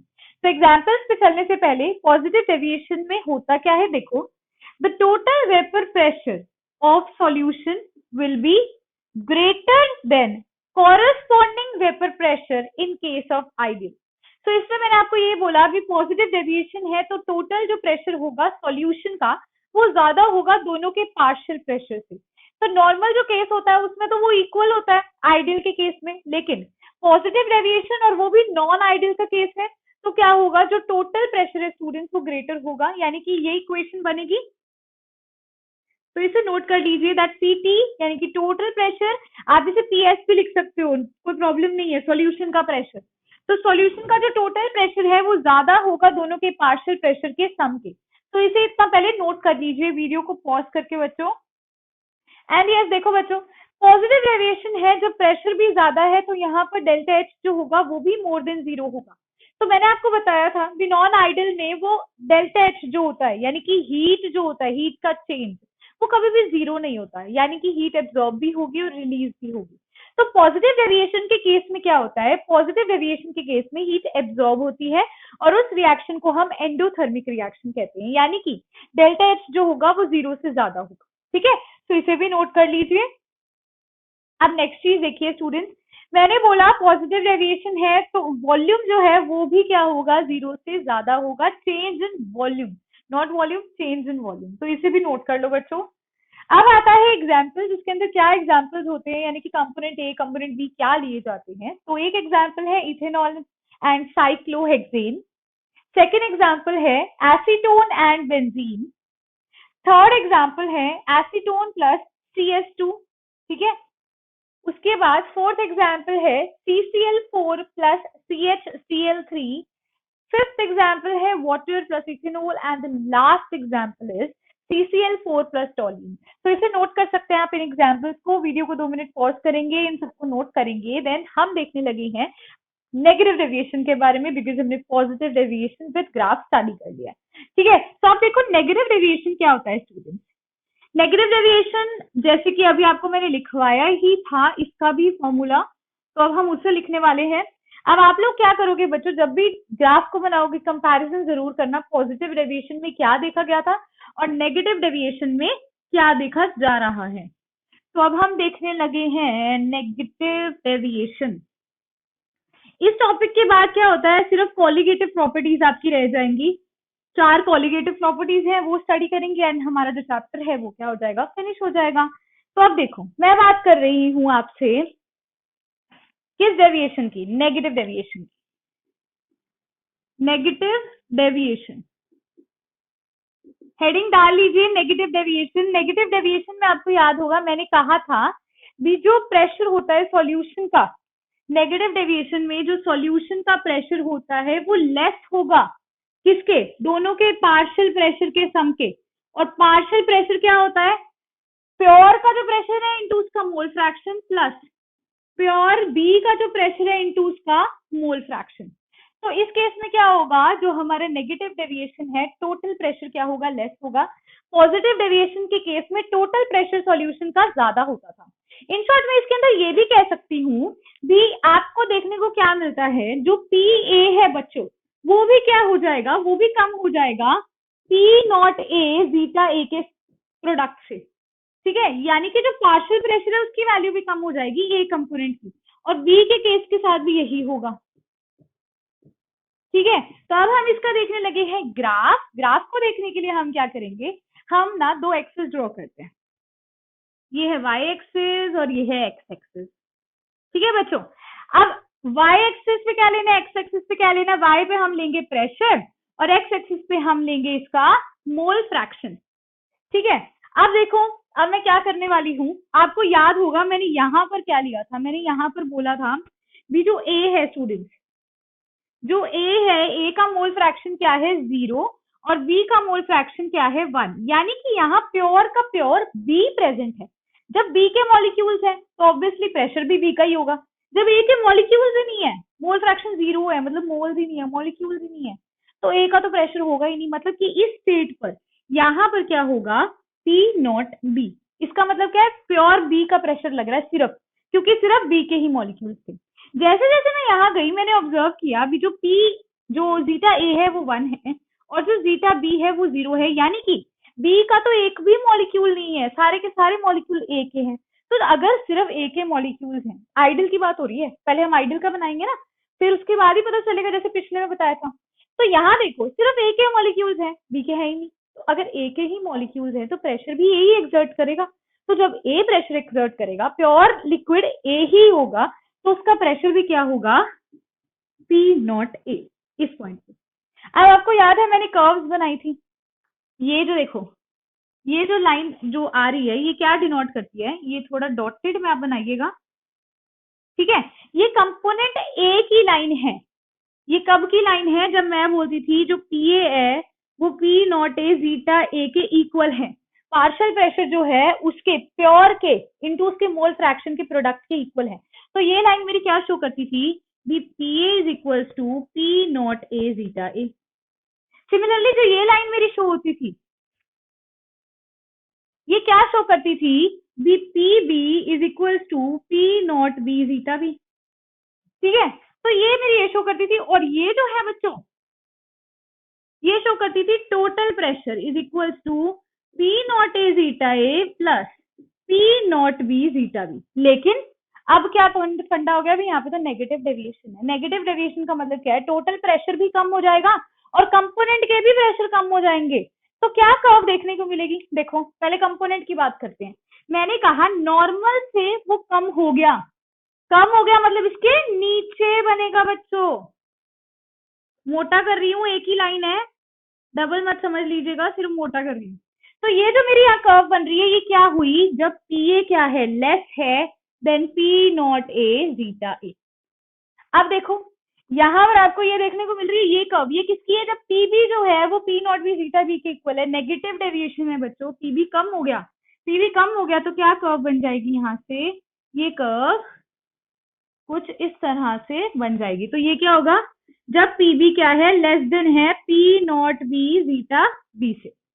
अब ये तो अकेले अकेले कंपोनेंट्स की थी बच्चों, आपसे पूछी गई है टोटल की बताओ, टोटल भी तो कम है, टोटल की ऐसे थी, कम होगी तो ये कैसे बन जाएगी, ये ऐसे बन जाएगी। तो ये टोटल की है, तो ये क्या होगा, जब PT क्या है, लेस देन है P naught A zeta A plus P naught B zeta B से, ठीक है। तो नेगेटिव डेविएशन में क्या है, जो नॉर्मल वैल्यू है उससे कम होगी, मतलब जो आइडियल की वैल्यू थी उससे कम होगी, नेगेटिव में चलेगी। पॉजिटिव में ऊपर बनती थी कर्व, नेगेटिव में नीचे बनेगी कर्व। तो वीडियो को पॉज करना है, इसे नोट करना है। अब हम इसके देखने लगे हैं एग्जाम्पल्स। सो यस स्टूडेंट्स, अभी जैसे कि मैंने आपको ग्राफ एक्सप्लेन किया तो उसी की मैंने लिखी है डेफिनेशन, उसके बाद एग्जाम्पल्स हैं। तो देखिए मैंने अभी आपको क्या बताया था, नेगेटिव डेविएशन में भी जो टोटल प्रेशर है वो लेस देन होगा पार्शियल प्रेशर के सम की, राइट। तो देखिए क्या है, the total vapour pressure of solution is less than the vapour pressure expected in ideal case. जो आइडियल सॉल्यूशन के केस में क्या होता था, उनका जो टोटल प्रेशर सॉल्यूशन का होता था वो वेपर प्रेशर के सम के इक्वल होता था of the components, right. Vapour pressure कौन से, पार्शियल प्रेशर के इक्वल होता था। तो यहाँ पर वो कह रहे हैं वो लेस देन होगा, तो देखो PT यानी कि टोटल का जो प्रेशर है वो लेस देन होगा P not A zeta A plus P not B zeta B. So इसे नोट कर लो स्टूडेंट्स पहले तो। अब जैसे कि अभी ग्राफ बनाते हुए मैंने कहा था, इससे हमें क्या पता चलता है भी, जो P है पार्शियल प्रेशर A का है वो कम होगा P not A zeta A से, और किससे, जो पार्शियल प्रेशर B है वो क्या होगा, वो भी कम होगा P not B zeta B से। ठीक है, तो फर्स्ट पॉइंट को पहले नोट कर लो बच्चों। अब आगे देखो, जैसे कि ये नेगेटिव डेविएशन है तो जो डेल्टा एच होगा वो भी क्या होगा, लेस देन 0 होगा। तो इस केस में क्या हो जाएगा, एक्सोथर्मिक रिएक्शन हो जाएगी बच्चों, और एक्सोथर्मिक रिएक्शन है तो हीट क्या होगी, इवॉल्व होगी। लेकिन पॉजिटिव डेविएशन को याद करते हैं, हीट क्या होती थी, एब्जॉर्ब होती थी। ठीक है, तो डिफरेंस की फॉर्म में ही याद करना है ताकि याद रहे। आगे देखिए, डेल्टा वी वॉल्यूम में जो चेंज है वो भी क्या होगा, लेस देन 0 होगा। ठीक है, तो इसे भी नोट कर लीजिए स्टूडेंट्स। अब आते हैं एग्जाम्पल्स क्या है नेगेटिव डेविएशन की। सबसे पहले एग्जाम्पल है एसीटोन एंड क्लोरोफॉर्म। ठीक है, सेकेंड एग्जाम्पल क्या है स्टूडेंट्स, वाटर एंड HCl। साथ साथ नोट करते चलेंगे इसे। थर्ड एग्जाम्पल है students water and HNO3। Fourth example है students acidic acid and pyridine. Fifth example है nitric acid and chloroform. Sixth example है CH3OH plus CH3COH। Seventh example है chloroform plus diethyl ether. And the last example is chloroform plus benzene. Video को pause करना है, इसे आराम से note करना है। हाँ जी स्टूडेंट्स, तो होपफुली आपने क्लिप देख ली होगी। फिर से क्वेश्चन रिपीट करती हूँ। क्वेश्चन 101 क्या है, which of the following solution is an example of negative deviation from Raoult's law. पहला ऑप्शन है एसीटोन प्लस इथेनॉल, दूसरा है कार्बन टेट्राक्लोराइड प्लस क्लोरोफॉर्म, तीसरा है एसीटोन प्लस क्लोरोफॉर्म, और चौथा है वाटर प्लस इथेनॉल। तो अभी आपने देखा ही होगा, तो हमारा ऑप्शन नंबर सी क्या हो जाएगा, करेक्ट हो जाएगा, एसीटोन प्लस क्लोरोफॉर्म। क्लियर है और रिवाइज भी कर लिया होगा, बहुत बढ़िया बात। चलिए चलते हैं अगले क्वेश्चन नंबर 102 की तरफ। क्या क्वेश्चन है, in the graph plotted between vapour pressure and temperature. यहाँ भी एक ग्राफ बनाना है, मैं बना देती हूँ साथ में।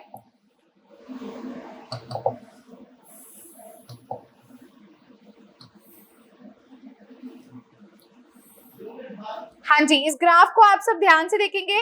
जो यहाँ पर हम ग्राफ प्लॉट करने वाले हैं, ये आपको कुछ इस प्रकार से ग्राफ देखने को मिलेगा।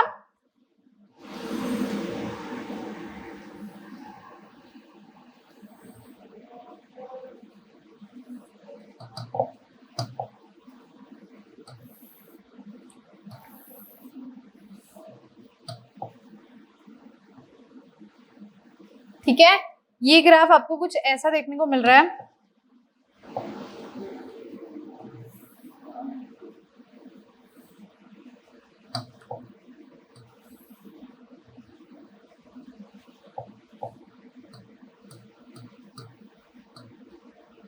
ओके, तो ये ग्राफ कुछ इस प्रकार का आपको देखने को मिलेगा। हाँ जी, ध्यान से देखिए स्टूडेंट्स, ये ग्राफ है। यहाँ पर आपको दे रखा है वेपर प्रेशर, यहाँ पर आपको दे रखा है टेम्परेचर, ये आपको दे रखा है डेल्टा टी, ये आपको कही गई है, ये आपकी है PQ कर्व, और ये आपकी है XY कर्व। आपको यहाँ पर क्वेश्चन के अंदर क्या दिया हुआ है, ध्यान से रीड करेंगे। क्वेश्चन में लिखा है in the graph plotted between vapour pressure and temperature. Vapour pressure और टेम्परेचर में ग्राफ प्लॉट किया गया है। पहला ऑप्शन है PQ is the curve for solvent, दूसरा ऑप्शन है XY is the curve of solution, sorry इसी में है XY is the curve of solution. Temperature यहाँ ना डेल्टा टी लिख लेना, delta T is the depression in freezing point. दूसरा है PQ is the curve for solution, XY solvent की है और delta T elevation in boiling point है। फिर तीसरा ऑप्शन है PQ सॉल्वेंट की कर्व है, XY सोल्यूशन की कर्व है। डेल्टा टी मोलर एलिवेशन है बॉइलिंग पॉइंट में। चौथा है पीक्यू कर्व है सॉल्वेंट के लिए, XY कर्व है सॉल्यूशन के लिए, और टेम्परेचर जो है वो एलिवेशन इन बॉइलिंग पॉइंट है। तो आपके पास 4 ऑप्शंस है। मैं आपको याद करा दूं भी इसको हमने कैसे करना था। हमने यहाँ पे बोला था अभी जो पीक्यू होती है, जो हमारा प्योर सॉल्वेंट होता है ना, सॉरी प्योर सोल्यूट होता है ना, उसकी कर्व ऊपर होती है। जैसे हम उसमें कुछ ऐड करते हैं ना, उसका वेपर प्रेशर डिक्रीज हो जाता है, उसका वेपर प्रेशर डिक्रीज हो जाता है। तो ये हमारा क्या था, ये हमारा हमने बॉइलिंग पॉइंट में एलिवेशन देखा था भी। जो इसका जब 1 atm होता है तब जो इसका टेम्परेचर होता है हमारे प्योर वाले का, ठीक है, जो प्योर वाला है उसका कितना होता है, T0B होता है, ठीक है। जब वो डिक्रीज हो जाता है उसके अंदर हम कुछ ऐड कर देते हैं तो उस टाइम पर जो बॉइलिंग पॉइंट होता है वो कितना होता है, TB होता है। तो ये जो इसका गैप होता है इसको हम बोलते हैं डेल्टा TB, डेल्टा TB बोलते हैं, जो किसके इक्वल होता है, TB माइनस T0B के। यानी कि जो सॉल्यूशन का बॉइलिंग पॉइंट है माइनस प्योर वाले का बॉइलिंग पॉइंट, ये मैंने पढ़ाया था, है ना। तो इसका आपने बताना है। तो ये हमारा किसका हो जाएगा, ये हमारा प्योर सोल्यूट का हो जाता है, प्योर सोल्यूट का होगा, ठीक है जी। और ये जो कर्व प्योर सोल्यूट की होगी, ये किसकी होगी, सॉल्यूशन की होगी। और डेल्टा TB क्या होगा, हमारा एलिवेशन इन बॉइलिंग पॉइंट होगा। तो देखिए कौन सा ऑप्शन करेक्ट होगा, PQ is the curve for solution. ये तो बिल्कुल गलत है, सॉल्यूशन के लिए कर्व नहीं है, PQ प्योर सोल्यूट के लिए कर्व है, सॉरी प्योर सॉल्वेंट के लिए कर्व है, सोल्यूट बोल बैठी, प्योर सॉल्वेंट के लिए कर्व है। तो यहाँ देखिए PQ is the curve for solvent, is for solvent, solvent तीनों में है। XY is the curve for solution, हाँ जी सॉल्यूशन के लिए है, सॉल्यूशन के लिए, सॉल्यूशन के लिए, ये भी सही है। अब डेल्टा T क्या है हमारा, डेल्टा T क्या है, it is the elevation in boiling point. तो ऑप्शन हमारा क्या हो जाएगा, ऑप्शन नंबर डी हमारा करेक्ट हो जाएगा। 102 का क्या हो जाएगा, ऑप्शन नंबर डी हो जाएगा। अब आपके सामने एक क्लिप आ रही है, वो अगर आप वो क्लिप देख लोगे ना आपको ये बहुत इजीली समझ आ जाएगा। तो उस क्लिप को देख लो जिससे आपके लिए ये बहुत इजी हो जाएगा। फटाफट से क्लिप देख लीजिए। सॉल्यूशन है ना, पहले हम बात करते हैं प्योर सॉल्वेंट की। पहले हम बात करेंगे प्योर सॉल्वेंट की। आपको पता है सॉल्यूशन 2 चीजों से बनता है, सॉल्यूट और सॉल्वेंट से। सारे चैप्टर में मैंने ये चीज बोली है। तो प्योर सॉल्वेंट है बच्चों, तो प्योर सॉल्वेंट का वेपर प्रेशर होगा, है ना। जो प्योर सॉल्वेंट का वेपर प्रेशर होगा, मतलब अगर मैं कहूँ सिर्फ सॉल्वेंट प्रेजेंट है, अभी हमने सॉल्यूट ऐड नहीं किया, तो सॉल्यूशन का प्रेशर किस पे डिपेंड करेगा, प्योर सॉल्वेंट पे। जब मैंने उसमें सॉल्यूट ऐड किया स्टूडेंट्स, सॉल्यूट कौन सा, नॉन वॉलेटाइल। नॉन वॉलेटाइल वो होता था जो वेपराइज नहीं कर सकता। अब जो वेपराइज नहीं कर सकता उसका तो कुछ ना कुछ प्रेशर होगा ही नहीं। तो जो नॉर्मल वेपर प्रेशर है वो क्या हो जाएगा, डिक्रीज हो जाएगा, क्योंकि हमने सॉल्यूट ऐड कर दिया। आपको याद है प्रीवियस लेक्चर में भी मैंने बताया था भी पहले क्या था, प्रेशर था हमारा कुछ, ठीक है। बाद में जब क्या किया हमने सॉल्यूट ऐड कर दिया तो प्रेशर डिक्रीज हो जाएगा। रीजन क्या था, यहाँ पे फिर एक बार दोबारा से बता देती हूँ। इसका रीजन ये था, मान लो अब सॉल्यूशन है, ए के भी पार्टिकल्स हैं, बी के भी पार्टिकल्स हैं। तो ए के पार्टिकल्स तो वॉलेटाइल हैं, वो तो वेपराइज हो जाएंगे, लेकिन बी के नॉन वॉलेटाइल हैं, वो इवेपोरेट नहीं करेंगे। तो क्या हो जाएगा, जो नॉर्मल हमारा वेपर प्रेशर होता है उससे कम वेपर प्रेशर देखा जाएगा सॉल्यूशन में, यानी कि वेपर प्रेशर डिक्रीज कर जाएगा। तो जब हम स्टूडेंट्स ग्राफ देखने लगते हैं ना बच्चों, मैंने इसे थोड़ा ढंग से इरेज कर देती हूँ सो दैट आपको दिख जाए, ठीक है। सो दैट जो हमारा ग्राफ होता है ना बच्चों, अब हम ग्राफ देखेंगे, ठीक है। किसका ग्राफ देखेंगे, बॉइलिंग पॉइंट को मेजर करने के लिए ग्राफ देखेंगे between vapour pressure and temperature. इधर लेंगे वेपर प्रेशर y एक्सिस पे और x एक्सिस पे मैंने लिया टेम्परेचर।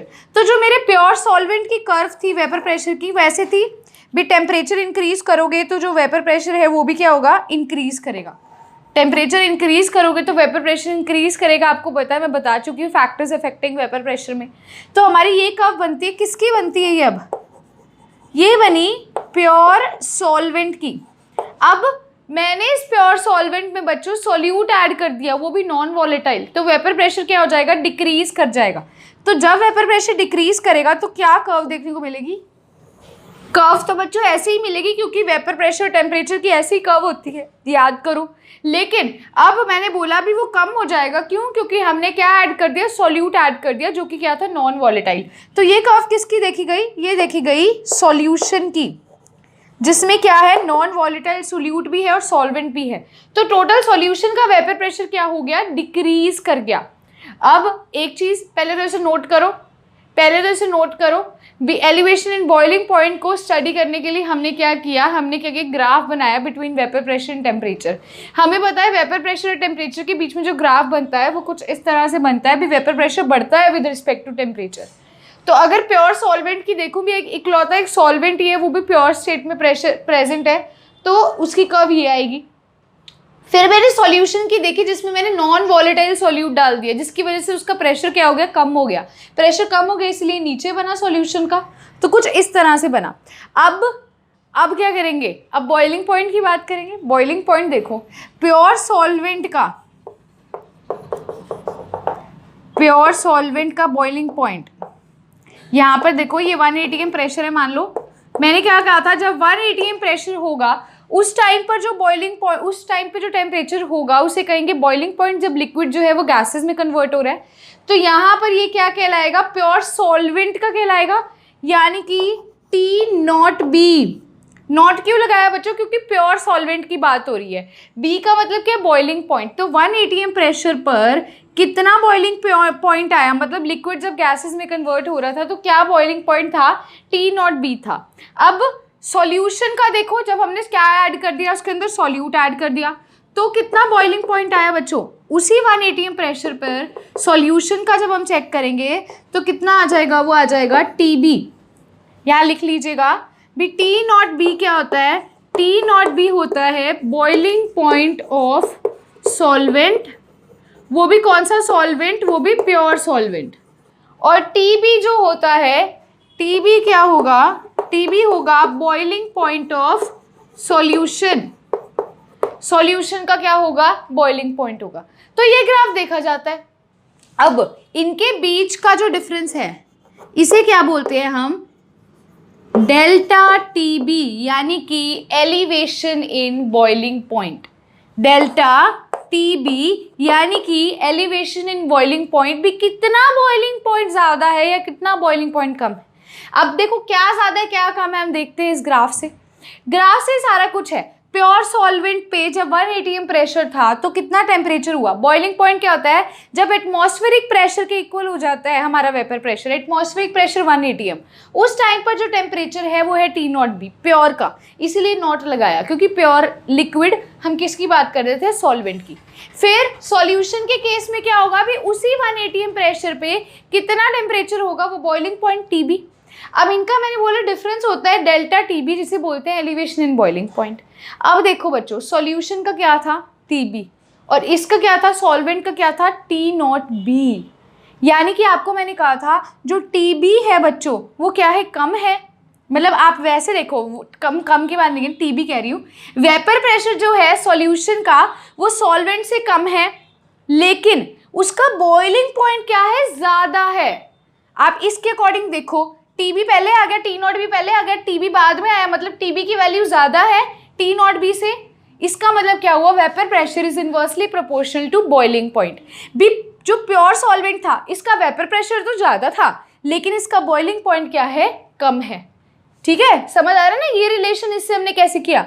और सॉल्यूशन का वेपर प्रेशर तो कम था, लेकिन इसका बॉइलिंग पॉइंट क्या है, ज़्यादा है। तो डेल्टा TB क्या होगा, सो डेल्टा TB क्या होगा, डेल्टा TB होगा TB minus T0B, TB minus T0B। ये क्या कहलाएगा, एलिवेशन इन बॉइलिंग पॉइंट कहलाएगा। यहाँ पर फिर से आ जाओ, एक बार फिर से रिवाइज करवाती हूँ मैंने किया क्या। सो एक बार फिर से देखते हैं मैंने क्या बताया। प्योर सॉल्वेंट लूंगी बच्चों, प्योर सॉल्वेंट है मतलब प्योर लिक्विड है, सारा का सारा वेपर प्रेशर उसी पे डिपेंड करेगा, तो उसकी कर्व कुछ ऐसे आती है विद रिस्पेक्ट टू टेम्परेचर। अब मैं सॉल्यूशन का वेपर प्रेशर देखती हूँ जिसमें मैंने सॉल्यूट डाल दिया नॉन वॉलेटाइल नेचर का, मतलब वो इवेपोरेट नहीं करेगा, वेपर प्रेशर क्या हो जाएगा, डिक्रीज कर जाएगा। तो सॉल्यूशन का वेपर प्रेशर डिक्रीज हो गया। अब बॉइलिंग पॉइंट की डेफिनेशन क्या होती है, भी 1 atm प्रेशर पर जो टेम्परेचर होगा, ठीक है, उसे हम क्या कहेंगे, बॉइलिंग पॉइंट। 1 atm पे जो टेम्परेचर होगा किसका, प्योर सॉल्वेंट का, वो कहलाएगा T0B, और सॉल्यूशन का क्या होगा, TB होगा। तो आप इस सिंपल देखो, एक्स एक्सिस पे आपको एक चीज बताती हूँ, एक्स एक्सिस पे मैं बोल रही हूँ 1 2 3, तो यहाँ पर 3 ज़्यादा है कि 1 ज़्यादा है, 3 ज़्यादा है ना। सिमिलरली यहाँ पर देखो TB क्या है, ज़्यादा है T0B से, यानी कि जो बॉइलिंग पॉइंट किसका, सॉल्यूशन का, वो ज़्यादा है जो ज़्यादा है सॉल्वेंट से। तो इसका मतलब क्या हुआ, अगर बॉइलिंग पॉइंट किसका ज़्यादा है, सॉल्यूशन का ज़्यादा है, तो उसका वेपर प्रेशर क्या होगा, कम होगा, इसलिए उसको नीचे बनाया। तो ये यहाँ से प्रूव हो गई। यहाँ से हमने क्या फॉर्मूला निकाला, अभी इनका जो डिफरेंस है डेल्टा टी बी क्या आएगा, T B minus T naught B, है ना। अब हम क्या करेंगे, इसी को आगे डिराइव करेंगे और उससे क्या करेंगे, मैथमेटिकली इसे एक्सप्रेस करके क्या करेंगे, कुछ क्वेश्चंस को सॉल्व करेंगे। सो यस स्टूडेंट्स, जैसे कि मैंने आपको बोला डेल्टा टी बी क्या होता है, डेल्टा टी बी क्या होगा, T B minus T naught B, है ना। तो अब यहाँ पर मैं एक और डेरिवेशन मैथमेटिकल एक्सप्रेशन लेके आई हूँ फॉर एलिवेशन बॉइलिंग पॉइंट। आपको पता है जितनी भी कॉलिगेटिव प्रॉपर्टीज़ हैं वो किस पे डिपेंड करती हैं, किस पे डिपेंड करती हैं, मोलालिटी पे डिपेंड करती है ना। बात की थी मैंने भी, हाँ जी, वो किस पे डिपेंड करेंगी, मोल फ्रैक्शन पे, मोलालिटी पे, इन सब चीज़ों पे डिपेंड करेगी। तो जितनी भी कॉलिगेटिव प्रॉपर्टीज़ होती हैं इसे आप नोट कर लीजिए, अगर आपने पहले नोट नहीं किया तो अब कर लीजिए। All the colligative properties are directly proportion to molality, molality के डायरेक्टली प्रोपोर्शन होती हैं, इसलिए एलिवेशन इन बॉइलिंग पॉइंट जो कि डेल्टा टी बी होता है डायरेक्टली प्रोपोर्शन हो गया मोलालिटी के, है ना। अब इस डायरेक्टली प्रोपोर्शन को हटाने के लिए हम क्या लेके आए, के बी।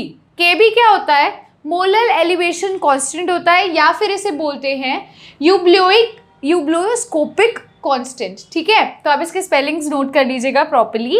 तो के बी क्या है, कांस्टेंट है, मोलर एलिवेशन कांस्टेंट है। अब क्या होता है स्टूडेंट्स, यहाँ पर डेल्टा टी बी क्या है, एलिवेशन इन बॉइलिंग पॉइंट। अब आपको क्या होता है, कई बार क्या दे दिया जाता है, आपका फॉर्मूला एक जो नया बनेगा इन दोनों से कंबाइन होके, वो क्या बनेगा, T B minus T naught B is equals to K B M.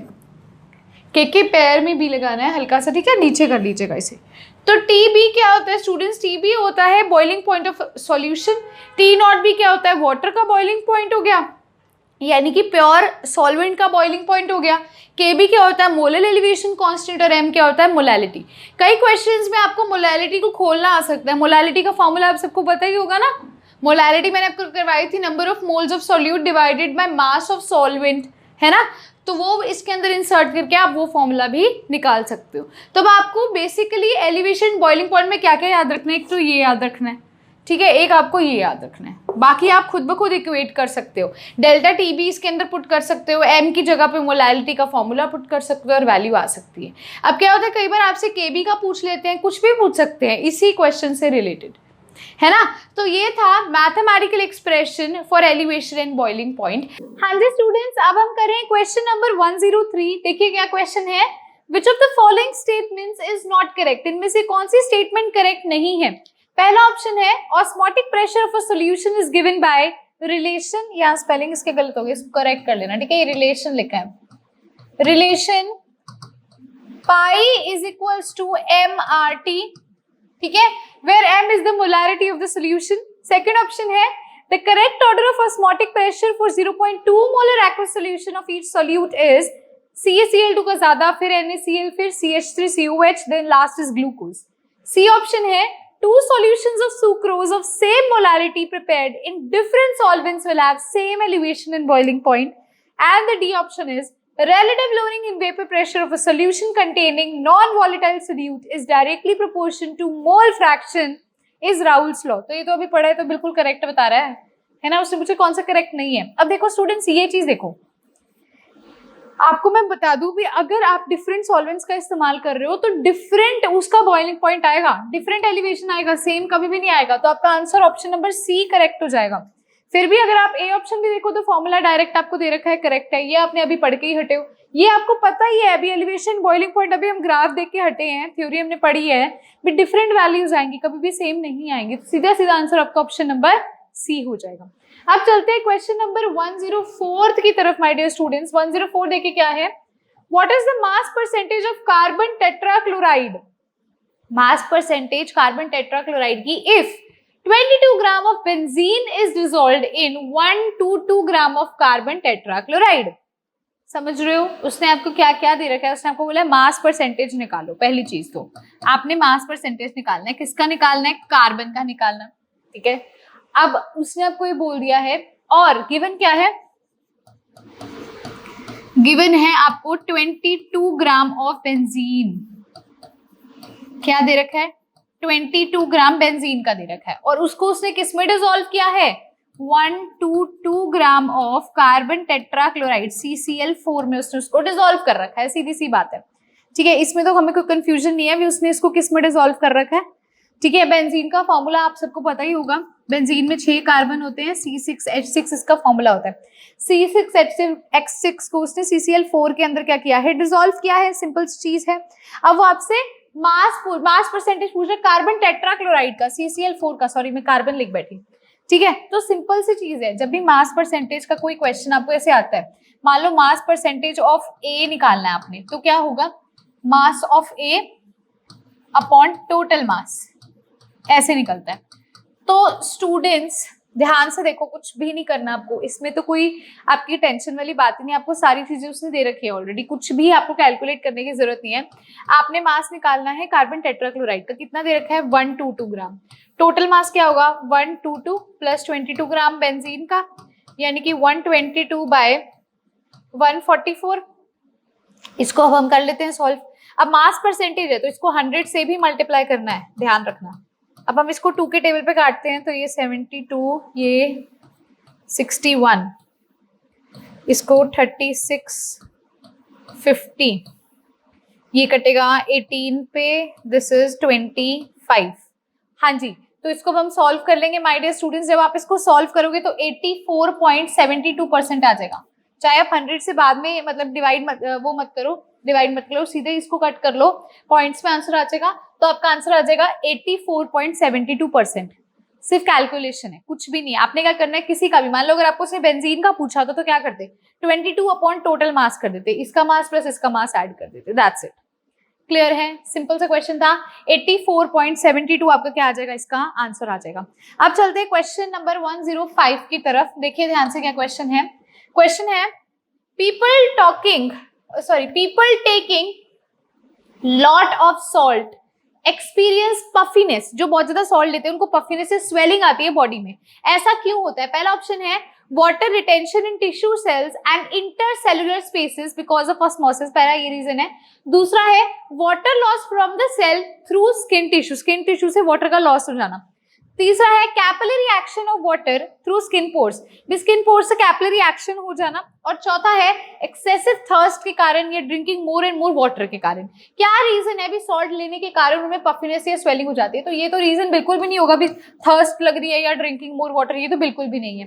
Capillary action से भी ये कोई प्रॉब्लम नहीं होती भी उनको स्वेलिंग हो जाए, पफिनेस हो जाए। अब देखो, वाटर लॉस से भी कभी भी ऐसा नहीं होता है, उल्टा स्वेलिंग तो कभी भी नहीं होगी ना, पफिनेस तो कभी भी नहीं आकर करेगी। क्या होता है? वाटर रिटेंशन हो जाता है टिश्यू सेल्स में और इंटरसेलुलर स्पेसेस के बीच में क्या हो जाता है? वाटर रिटेंशन हो जाता है ऑस्मोसिस के कारण। तो इसका ऑप्शन नंबर ए क्या हो जाएगा? करेक्ट हो जाएगा। अब चलते हैं क्वेश्चन नंबर 106 की तरफ। ध्यान से देखिए क्या क्वेश्चन है। Vapour pressure of a pure liquid X is 2 atm। हमें वेपर प्रेशर प्योर का दिया है, प्योर है तो P नॉट दिया है, X एलिमेंट है ना, कितना? 2 atm।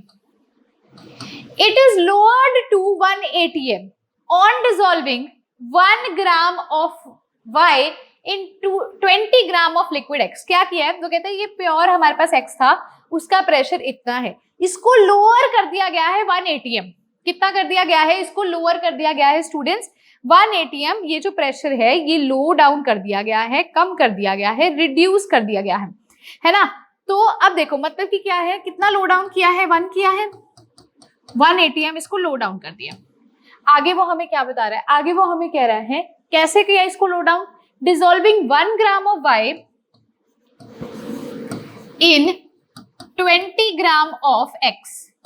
उसने क्या किया? 1 ग्राम Y को 20 ग्राम X के अंदर डिसॉल्व किया तो हो गया। वो कहता है मोलर मास, ये हमें गिवन मास X का, मोलर मास X का उसने हमें कितना दे दिया? 200। तो Y का मोलर मास निकालो।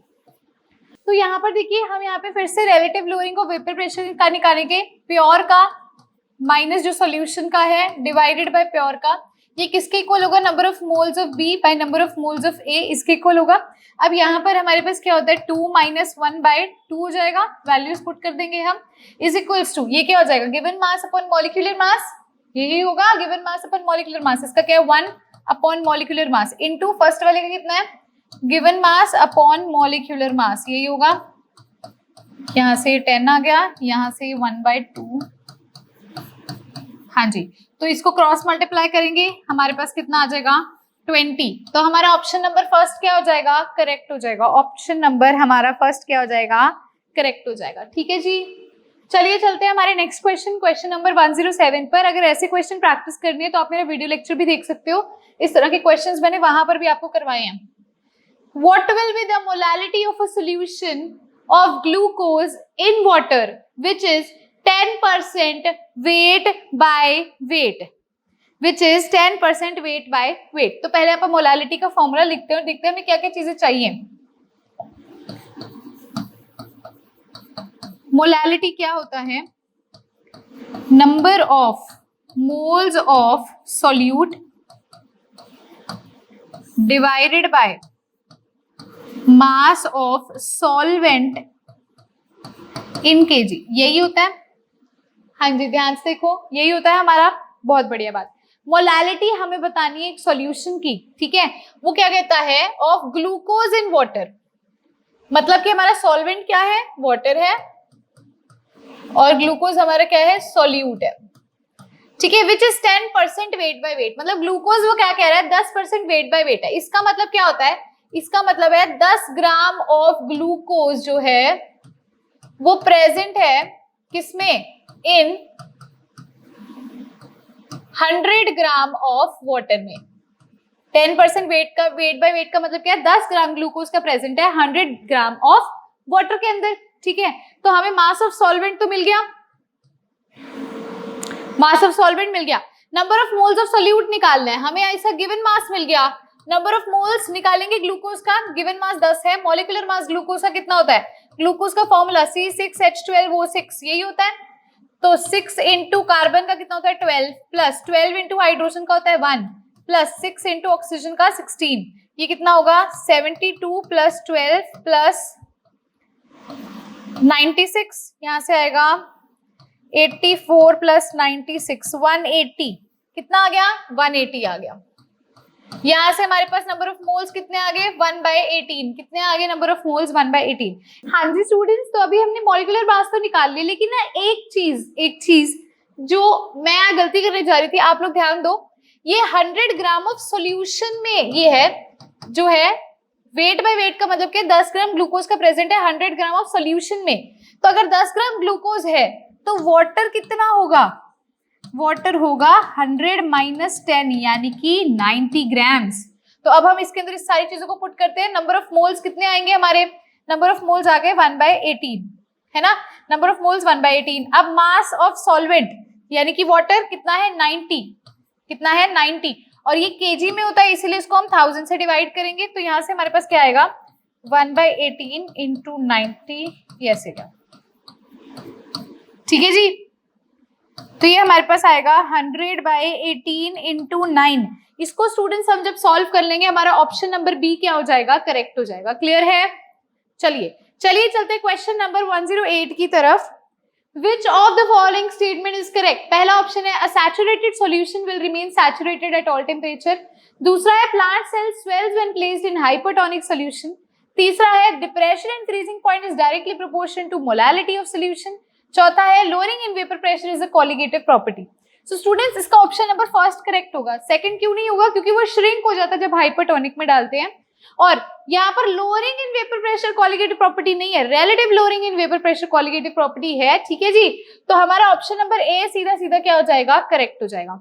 अब हम चलते हैं क्वेश्चन नंबर 109 की तरफ।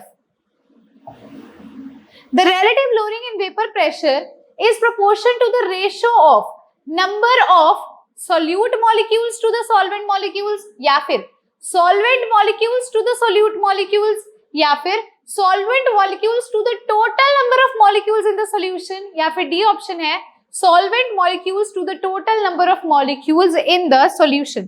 तो इसमें से आपका कौन सा आंसर जो है वो करेक्ट हो जाएगा। अब हमारा ये इसमें क्वेश्चन अराइज करता है। सो स्टूडेंट्स, आपको पता है हमारा जो फॉर्मूला होता है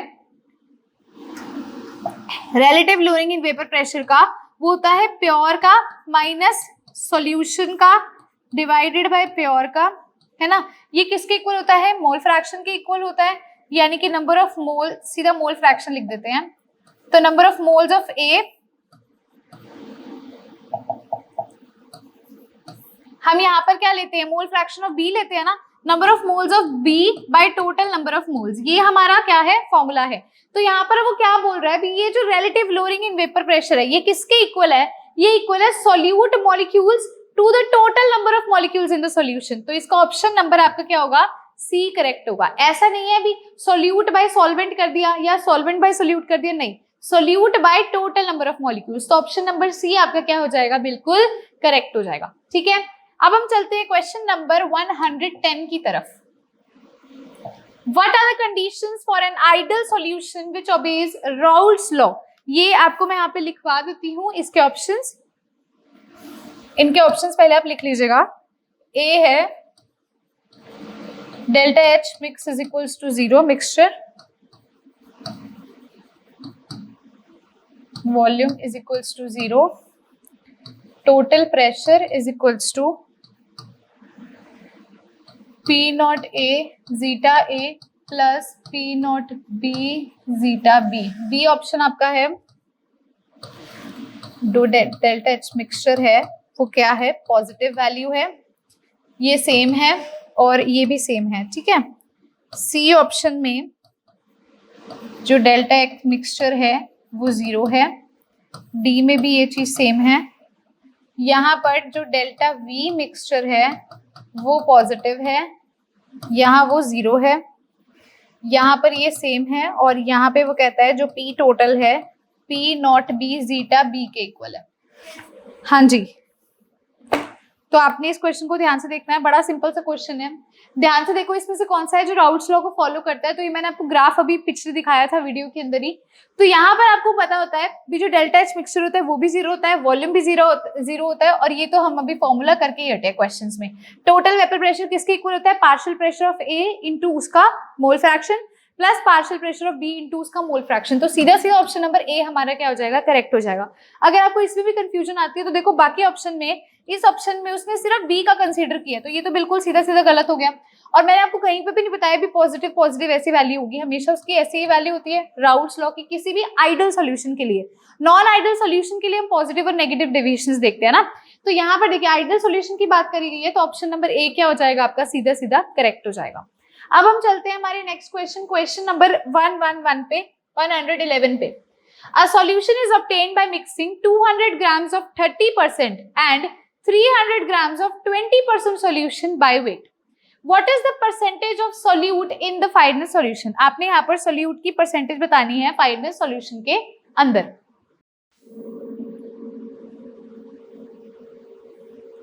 हाँ जी स्टूडेंट्स, तो इस क्वेश्चन को ध्यान से देखिए। यहाँ पर उसने आपको क्या दिया, मैथमेटिक्स का यहाँ पे थोड़ा सा फंडा है। वो कहता है भी 200 ग्राम है 30% का, 200 ग्राम्स ऑफ 30%, एक सॉल्यूशन में 200 ग्राम्स ऑफ 30% आपको दे रखा है। ध्यान से देखो, यानी कि क्या इसका मतलब हुआ, इसका मतलब हुआ भी 30% किसका, सॉल्यूट का इन 200 ग्राम्स। तो कितना हुआ सॉल्यूट उसके अंदर, 30% ऑफ टोटल 200 ग्राम सॉल्यूशन है, इसका 30% क्या आ गया, सॉल्यूट आ गया। तो ये कितना हो जाएगा हमारा, ये भी कट गया, सॉरी हाँ ये 2 0 कट गए, यहाँ से हमारे पास 60 ग्राम्स आ गया। अब ऐसे ही हमारे पास क्या दे रखा है, 20% सॉल्यूट दे रखा है, कितने ग्राम में, कितने वेट में, 300 में। तो यहाँ से ये कितना आ जाएगा, 20% किसका होगा ये हमारा 300 का, यहाँ से भी क्या आ गया 60 ग्राम। तो टोटल सॉल्यूट अगर मैं आपसे पूछूं कितना होगा, टोटल सॉल्यूट हो जाएगा 60 + 60 यानी कि 120 ग्राम्स। कितना हो जाएगा, 120 ग्राम्स। अब वो आपसे पूछता है परसेंटेज निकालो सॉल्यूट की फाइनल सॉल्यूशन में। तो परसेंटेज अगर हमें सॉल्यूट की निकालनी है तो क्या होगा, इसका मतलब होगा mass of solute by mass of solution into 100। Solute का मास अभी आपने निकाल लिया, टोटल कितना है 120। अब सॉल्यूशन का टोटल कितना है, देखो टोटल सॉल्यूशन 300 ग्राम था पहले और उसको हमने मिक्स किया 200 के अंदर, तो टोटल कितना हो गया 200 + 300 कितना हो गया 500। इसका क्या करोगे आप 100% करोगे तो इसको मल्टीप्लाई कर दोगे, ये यहाँ से कट गया, यहाँ से हमारे पास क्या आ जाएगा 24। यहाँ से हमारे पास क्या आ जाएगा 24%, यानी कि ऑप्शन नंबर डी क्या हो जाएगा करेक्ट। पहले आपने सॉल्यूट का अलग अलग निकाल लिया, फिर उस आपने टोटल सॉल्यूट निकाला, टोटल सॉल्यूशन तो आप यहीं से निकाल लोगे, बस सॉल्यूट बाय सॉल्यूशन इनटू 100। ठीक है, चलिए चलते हैं क्वेश्चन नंबर 112 की तरफ। ध्यान से देखेंगे इस क्वेश्चन को। Value of Henry's constant KH is, जो हेनरीज कांस्टेंट KH होती है उसकी वैल्यू क्या होती है? पहला है increase with increase in temperature, दूसरा है decrease with increase in temperature, तीसरा है रिमेन्स कांस्टेंट, चौथा है पहले बढ़ती है फिर घटती है। तो स्टूडेंट्स ये मैंने आपको क्लास में बताया था भी, it increases with increase in temperature, जब टेम्परेचर बढ़ाओगे तो उसकी वैल्यू भी क्या होगी? बढ़ेगी। ठीक है, अब हम चलते हैं हमारे नेक्स्ट क्वेश्चन, क्वेश्चन नंबर 113 पर। स्टूडेंट्स अभी आपको एजर्शन रीजन देखने को मिल रहे हैं, यानी कि हमारे जो एमसीक्यूज हैं वो सारे कवर हो चुके हैं। एमसीक्यूज यानी कि मल्टीपल चॉइस क्वेश्चन सब हो चुके हैं। अब हम एजर्शन रीजन करेंगे। एजर्शन रीजन की कुछ कंडीशंस होती हैं, पहले कंडीशंस बताती हूँ। एजर्शन रीजन में ऑप्शन नंबर ए कब होगा, बी कब होगा, सी कब होगा, डी कब होगा। ए कब होगा? जब आपकी ऊपर वाली स्टेटमेंट एजर्शन सही है, नीचे वाली स्टेटमेंट रीजन भी सही है, और ये जो रीजन है ये इसको एक्सप्लेन कर रहा है, ये इसको एक्सप्लेन कर रहा है, तो आपका ऑप्शन नंबर ए करेक्ट हो जाएगा। ऑप्शन नंबर बी कब सही होगा? जब आपका एजर्शन सही है और आपका रीजन भी सही है, मतलब ये दोनों स्टेटमेंट सही है लेकिन रीजन एक्सप्लेन नहीं करता, ये इसको एक्सप्लेन नहीं करेगा, तो ऑप्शन नंबर बी सही होगा। ऑप्शन नंबर सी कब होता है? जब आपका ऊपर वाली स्टेटमेंट एजर्शन तो करेक्ट है लेकिन आपकी जो रीजन है वो क्या है? वो गलत है। ठीक है, और ऑप्शन नंबर डी कब होगा? जब आपका एजर्शन गलत है, ऊपर वाली स्टेटमेंट गलत है और नीचे वाली स्टेटमेंट सही है। तो ये दोनों स्टेटमेंट सही हो और ये इसको एक्सप्लेन करे तो ऑप्शन ए होगा, ये दोनों सही और ये इसे एक्सप्लेन ना करे तो बी होगा, ये सही हो ये गलत हो तो ऑप्शन सी होगा, ये गलत हो ये सही हो तो ऑप्शन डी होगा। अब मैं आपको रीड करने जा रही हूँ, हमें क्या एजर्शन एंड रीजन उसने दिया है। Molarity of a solution changes with temperature, ये वो एजर्शन आपको बोल रहा है भी जो मोलैरिटी है वो चेंज करती है टेम्परेचर के साथ। इसका रीजन कहता है molarity is dependent on volume of solution, वो कहता है ये इसका रीजन है भी वो वॉल्यूम पे डिपेंड करती है। सो स्टूडेंट्स मैं आपको बता दूं, जो मोलैरिटी है वो वॉल्यूम पे डिपेंड करती है। अगर आप टेम्परेचर को बढ़ाओगे तो वॉल्यूम बढ़ेगा, और वॉल्यूम अगर बढ़ेगा तो मोलैरिटी क्या करेगी? डिक्रीज करेगी। ठीक है, ये तो बिल्कुल करेक्ट रीजन उसने दिया है। और मोलैरिटी देखो, अब मैंने बोला टेम्परेचर बढ़ा रहे हैं तो वॉल्यूम बढ़ रहा है, और वॉल्यूम बढ़ रहा है तो मोलैरिटी कम हो रही है, मतलब कि मोलैरिटी चेंज होती है टेम्परेचर के साथ, तो एजर्शन भी करेक्ट। और ये देखो ये चीज इसको एक्सप्लेन भी कर रही है, it is dependent on temperature. ठीक है जी, ये इस पे क्या होती है? डिपेंडेंट होती है। क्लियर है? हाँ जी, तो यहाँ पर हमारा एजर्शन भी सही है, रीजन भी सही है, और रीजन इसको एक्सप्लेन भी कर रहा है, तो कौन सा ऑप्शन करेक्ट हो जाएगा? ऑप्शन नंबर ए हमारा क्या हो जाएगा? करेक्ट हो जाएगा। क्लियर है? चलिए चलते हैं हमारे नेक्स्ट एजर्शन रीजन की तरफ। क्या है नेक्स्ट एजर्शन रीजन? एजर्शन है elevation in boiling point is a colligative property. दूसरा रीजन कहता है elevation in boiling point is directly proportion to molarity.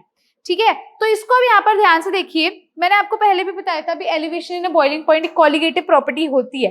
अभी थोड़ी देर पहले हमने एक फॉर्मूला देखा था, delta TB is equals to i KBM, यही फॉर्मूला था हमारा, ये एलिवेशन इन बॉइलिंग पॉइंट का फॉर्मूला होता है। ठीक है, तो यहाँ पर ये क्या है? एलिवेशन इन बॉइलिंग पॉइंट एक कोलिगेटिव प्रॉपर्टी, ये बिल्कुल करेक्ट चीज है। और ये जो होता है डायरेक्टली प्रोपोर्शन होती है मोलैरिटी के, ये क्या होती है? डायरेक्टली प्रोपोर्शन होती है। तो एजर्शन भी सही है, रीजन भी सही है, और ये इसको एक्सप्लेन भी करता है, ये इसको एक्सप्लेन भी करता है। मैंने आपको बताया था जितनी भी हमारी कोलिगेटिव प्रॉपर्टीज होती हैं वो डिपेंड करती हैं। इस वजह से हमारा ऑप्शन नंबर ए क्या हो जाएगा? ऑप्शन नंबर ए हमारा बिल्कुल सही हो जाएगा, क्योंकि ये डायरेक्टली प्रोपोर्शन होता है मोलैरिटी के।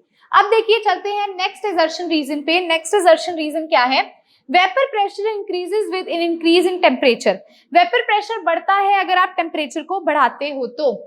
अब रीजन क्या कहता है? With increase in temperature more molecules of the liquid can go into vapour phase. देखो बेसिकली होता क्या, जब मैंने आपको ग्राफ सिखाया था मैंने कहा था ना वो किस फेज से किस फेज में जाता है? लिक्विड से गैसियस फेज में जाएगा। वो कब होता है? जब आप क्या करोगे? टेम्परेचर बढ़ाओगे, मॉलिक्यूल्स इधर उधर भागना शुरू करेंगे। तो ये भी करेक्ट है, ये भी हमने पिछले क्वेश्चन में भी देखा था, वेपर प्रेशर बढ़ता है टेम्परेचर बढ़ाने से, और ये चीज भी इसको क्या कर रही है? एक्सप्लेन कर रही है। तो जब दोनों सही हो और रीजन उसको एक्सप्लेन करे तो कौन सा ऑप्शन करेक्ट हो जाएगा? ए ऑप्शन करेक्ट हो जाएगा। अब हम चलते हैं हमारे पैराग्राफ की तरफ, यानी कि केस स्टडी क्वेश्चन की तरफ। अब हमने एमसीक्यूज कर लिए, असर्शन रीजन कर लिया, अब केस बेस्ड क्वेश्चन आते हैं। ध्यान से देखिए क्या है।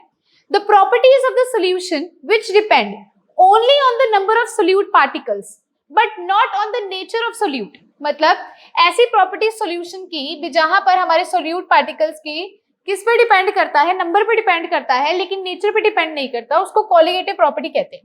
Relative lowering in vapour pressure is also an example of this. ठीक, हाँ जी स्टूडेंट्स, तो यहाँ पर देखिए, for an experiment sugar solution is prepared for which lowering in vapour pressure was found to be 0.061। Lowering क्या होती थी? जब हम कहते थे प्योर की, अगर हम प्योर में से, ठीक है, सॉल्यूशन की माइनस कर देते हैं तो हमारी लोअरिंग इन वेपर प्रेशर आती है, और कितनी दे रखी है? 0.061 वैल्यू दे रखी है। अब वो कहते हैं vapour pressure of water is 17.5, यानी कि हमें उसने प्योर की भी दे दी, कितनी दे दी इसने हमें प्योर की? 17.5। अब वो हमसे क्या पूछता है? Answer the following MCQs by choosing the most appropriate one. 116 question है, relative lowering of vapour pressure for the given solution is. Relative lowering कैसे निकालते थे? P not A minus P by P not A, यही होता था। इसकी value हमने उसने दे दी है हमें 0.061, और प्योर की कितनी है? 17.5। तो इसको अगर हम इसे डिवाइड कर देंगे स्टूडेंट्स तो हमारा आंसर आ जाएगा, और हमारा आंसर इसको डिवाइड करने के बाद आएगा 0.00348। ठीक है, लोअरिंग इन वेपर प्रेशर को अगर हम उसके प्योर वाले से डिवाइड कर देंगे तो हमारा ये आंसर हमारे पास आ जाएगा। अब कहता है next question, mole fraction of sugar in the solution. तो ध्यान से देखो, मोल, ये क्या फॉर्मूला होता है? Relative lowering in vapour pressure का फॉर्मूला होता है ये किसके इक्वल होता है? मोल फ्रैक्शन के इक्वल होता है। तो ये जो चीज है ये मोल फ्रैक्शन के इक्वल है, और ये चीज अभी हम कैलकुलेट करके हटे हैं, कितनी आई है? 0.00348। तो हमारा मोल फ्रैक्शन कितना आ गया? 0.00348 आ गया। क्लियर है? बड़ी सिंपल सी चीज थी ये भी। नेक्स्ट क्वेश्चन देखिए, if weight of sugar taken in 5 ग्राम, अगर हम वेट शुगर का कितना लेते हैं? 5 ग्राम ले लेते हैं, ठीक है, in 108 gram of water, then molar mass of sugar will be. तो शुगर का मोलर मास कितना होगा? अब हमसे वो ये क्वेश्चन पूछ रहा है। तो यहाँ पर अभी हमने जैसे क्वेश्चन पीछे भी किया था, ठीक है, सेम वैसे ही होगा। Relative lowering in vapour pressure, ये हमारी जो है ये पूरी वैल्यू कितनी आ गई? 0.00348 आ गई। ठीक है, ये किसके इक्वल होगा? ये हमने अभी क्वेश्चन के अंदर करके हटे थे, नंबर ऑफ मोल्स बी के, ऐसे किया था, है ना। अब यहाँ पर हम क्या लिखेंगे? Given mass upon molecular mass, इसका डालेंगे, upon given mass upon molecular mass, इसका डालेंगे। उसने कहा है weight of sugar taken in 5 gram, 5 gram in 108 gram of water. ठीक है, 5 ग्राम लिया उसने, ठीक है, और उसने किसमें 5 ग्राम लिया? मोलर मास हमने शुगर का निकालना है, और वाटर का उसने कितना लिया है? 108 लिया है, और वाटर का मॉलिक्यूलर मास कितना होता है? 18 होता है। ये किसके इक्वल है? 0.00348 के इक्वल है। अब अगर आप इसको क्रॉस मल्टीप्लाई करोगे माय डियर स्टूडेंट्स, तो जो आपका है वो आंसर डायरेक्टली यहीं पर आ जाएगा। अगर इसको क्रॉस मल्टीप्लाई करो, मॉलिक्यूलर मास को यहाँ ले जाओ, इसको यहाँ पर ले आओ, तो जो आपका आंसर सॉल्व करके आएगा वो आप 240 आ जाएगा। क्लियर है? अब चलते हैं हमारे नेक्स्ट क्वेश्चन 119 क्वेश्चन की तरफ। The vapour pressure of water at 293 kelvin when 25 gram of glucose is dissolved in 450 gram of water. आपने वेपर प्रेशर बताना है वाटर का कितना होगा अगर आप 25 ग्राम ग्लूकोज को डिसॉल्व करते हो 450 ग्राम के अंदर, तो आपका वेपर प्रेशर कितना है? अब ये सेम चीज है। अब यहाँ पर हमें क्या देखना है? हमारे पास जो ये एक फॉर्मूला था relative lowering in vapour pressure का, P not A minus P by P not A. ठीक है, ये किसके इक्वल होता है? ये हमारे इसके इक्वल होता है, यही वाली चीज जो सेम हमें यहाँ पे हमने ली थी अभी। ठीक है, मोल फ्रैक्शन के इक्वल होता है। अब यहाँ पर एक चीज ध्यान से देखना, उससे भी बोला है वेपर प्रेशर वाटर का आपने निकालना है, ठीक है, 293 केल्विन पे। ठीक है, जब आपने इसको डिसॉल्व कर दिया, प्योर का उसने आपको दे दिया था कितना है? 17.5। प्योर है P नॉट ए, P निकालना है, क्या आएगा? नीचे क्या आएगा? P नॉट ए हमें ऊपर ही दे रखा है 17.5 होता है। अब फिर से हम वही चीज करेंगे, फिर से यहाँ पर क्या करेंगे? Given mass number of moles of B upon number of moles of A। अब यहाँ पर देखो ध्यान से, यहाँ पर उसने क्या बोला 25 gram of glucose is dissolved in 450 gram of water. तो 25 gram of glucose is dissolved in 450 gram of water. अब हमने 25 ग्राम ग्लूकोज को डाला, ग्लूकोज का होता है 60, 25 उसने हमें दे रखा है, वाटर उसने कहा है 450 प्रेजेंट और वाटर का मॉलिक्यूलर मास होता है 18। तो यहां से हम क्या करेंगे, इस फॉर्मूला की हेल्प से इस पी को कैलकुलेट कर लेंगे। अब आप इसको क्या करोगे, क्रॉस मल्टीप्लाई करोगे। जब आप इसको क्रॉस मल्टीप्लाई करोगे आपका आंसर आ जाएगा 17.4। ऑप्शन नंबर बी आपका क्या आ जाएगा, आंसर आ जाएगा। क्लियर है? अब चलिए देखते हैं last question. The vapour pressure of solution will be, जो आपका सॉल्यूशन है इसका वेपर प्रेशर कितना होगा। हाँ जी, सॉल्यूशन का वेपर प्रेशर कैसे निकालेंगे, अगर हम सॉल्वेंट के वेपर प्रेशर में से लोअरिंग इन वेपर प्रेशर को सब्ट्रैक्ट कर देंगे तो हमारा आंसर आ जाएगा। हाँ जी, अगर हम इस 17.5 में से इसको निकाल देंगे जो हमारा लोअरिंग इन वेपर प्रेशर आया था, तो उससे हमारा सॉल्यूशन का वेपर प्रेशर आ जाएगा। और जब हम इसको सॉल्व करेंगे, सब्ट्रैक्ट करेंगे, तो हमारा आंसर आ जाएगा 17.439। ठीक है, तो ऑप्शन नंबर सी हमारा क्या हो जाएगा, करेक्ट हो जाएगा। हाँ जी स्टूडेंट्स, तो यहीं पर हमारा आज का वीडियो लेक्चर जो है ये फिनिश होता है। अगर आज का वीडियो लेक्चर आपको अच्छा लगा है तो लाइक जरूर करना है। आज हमने क्वेश्चन नंबर 91 से लेकर क्वेश्चन नंबर 120 तक कर लिया था। जो अभी मैंने क्वेश्चंस आपको करवाए थे relative lowering in vapour pressure के, ऐसे बहुत सारे क्वेश्चंस मैंने आपको ऑलरेडी करवा रखे हैं। ठीक है, भी मैंने यहाँ पर Na/Nb ये सब कैसे लिया, ठीक है, या मैं आपको कह सकती हूँ भी जो पॉजिटिव और नेगेटिव डेविएशंस वाली है वो इंपॉर्टेंट है, राउट्स लॉ इंपॉर्टेंट है, बॉइलिंग पॉइंट की हमने देखा था, जैसे हमने एलिवेशन एंड बॉइलिंग पॉइंट का ग्राफ देखा वो इंपॉर्टेंट है। तो जितने भी क्वेश्चंस और उनसे रिलेटेड जो टॉपिक है मैंने आपको अच्छे से आज इस वीडियो लेक्चर के अंदर करवा दिए हैं, फ्रॉम क्वेश्चन 91 टू 120। डे 5 के अंदर जो कि इसी चैप्टर पे बेस्ड होगा, उसके अंदर हम क्वेश्चन करेंगे फ्रॉम क्वेश्चन नंबर 121। तो नेक्स्ट वीडियो लेक्चर के अंदर मिलेंगे नेक्स्ट डे में। अगर आज का वीडियो लेक्चर आपको अच्छा लगा है, लाइक करना है, बहुत अच्छा लगा है कमेंट करना है, शेयर करना है। नेक्स्ट डे में मिलेंगे नेक्स्ट क्वेश्चंस के साथ। Thank you so much my dear students, have a good day.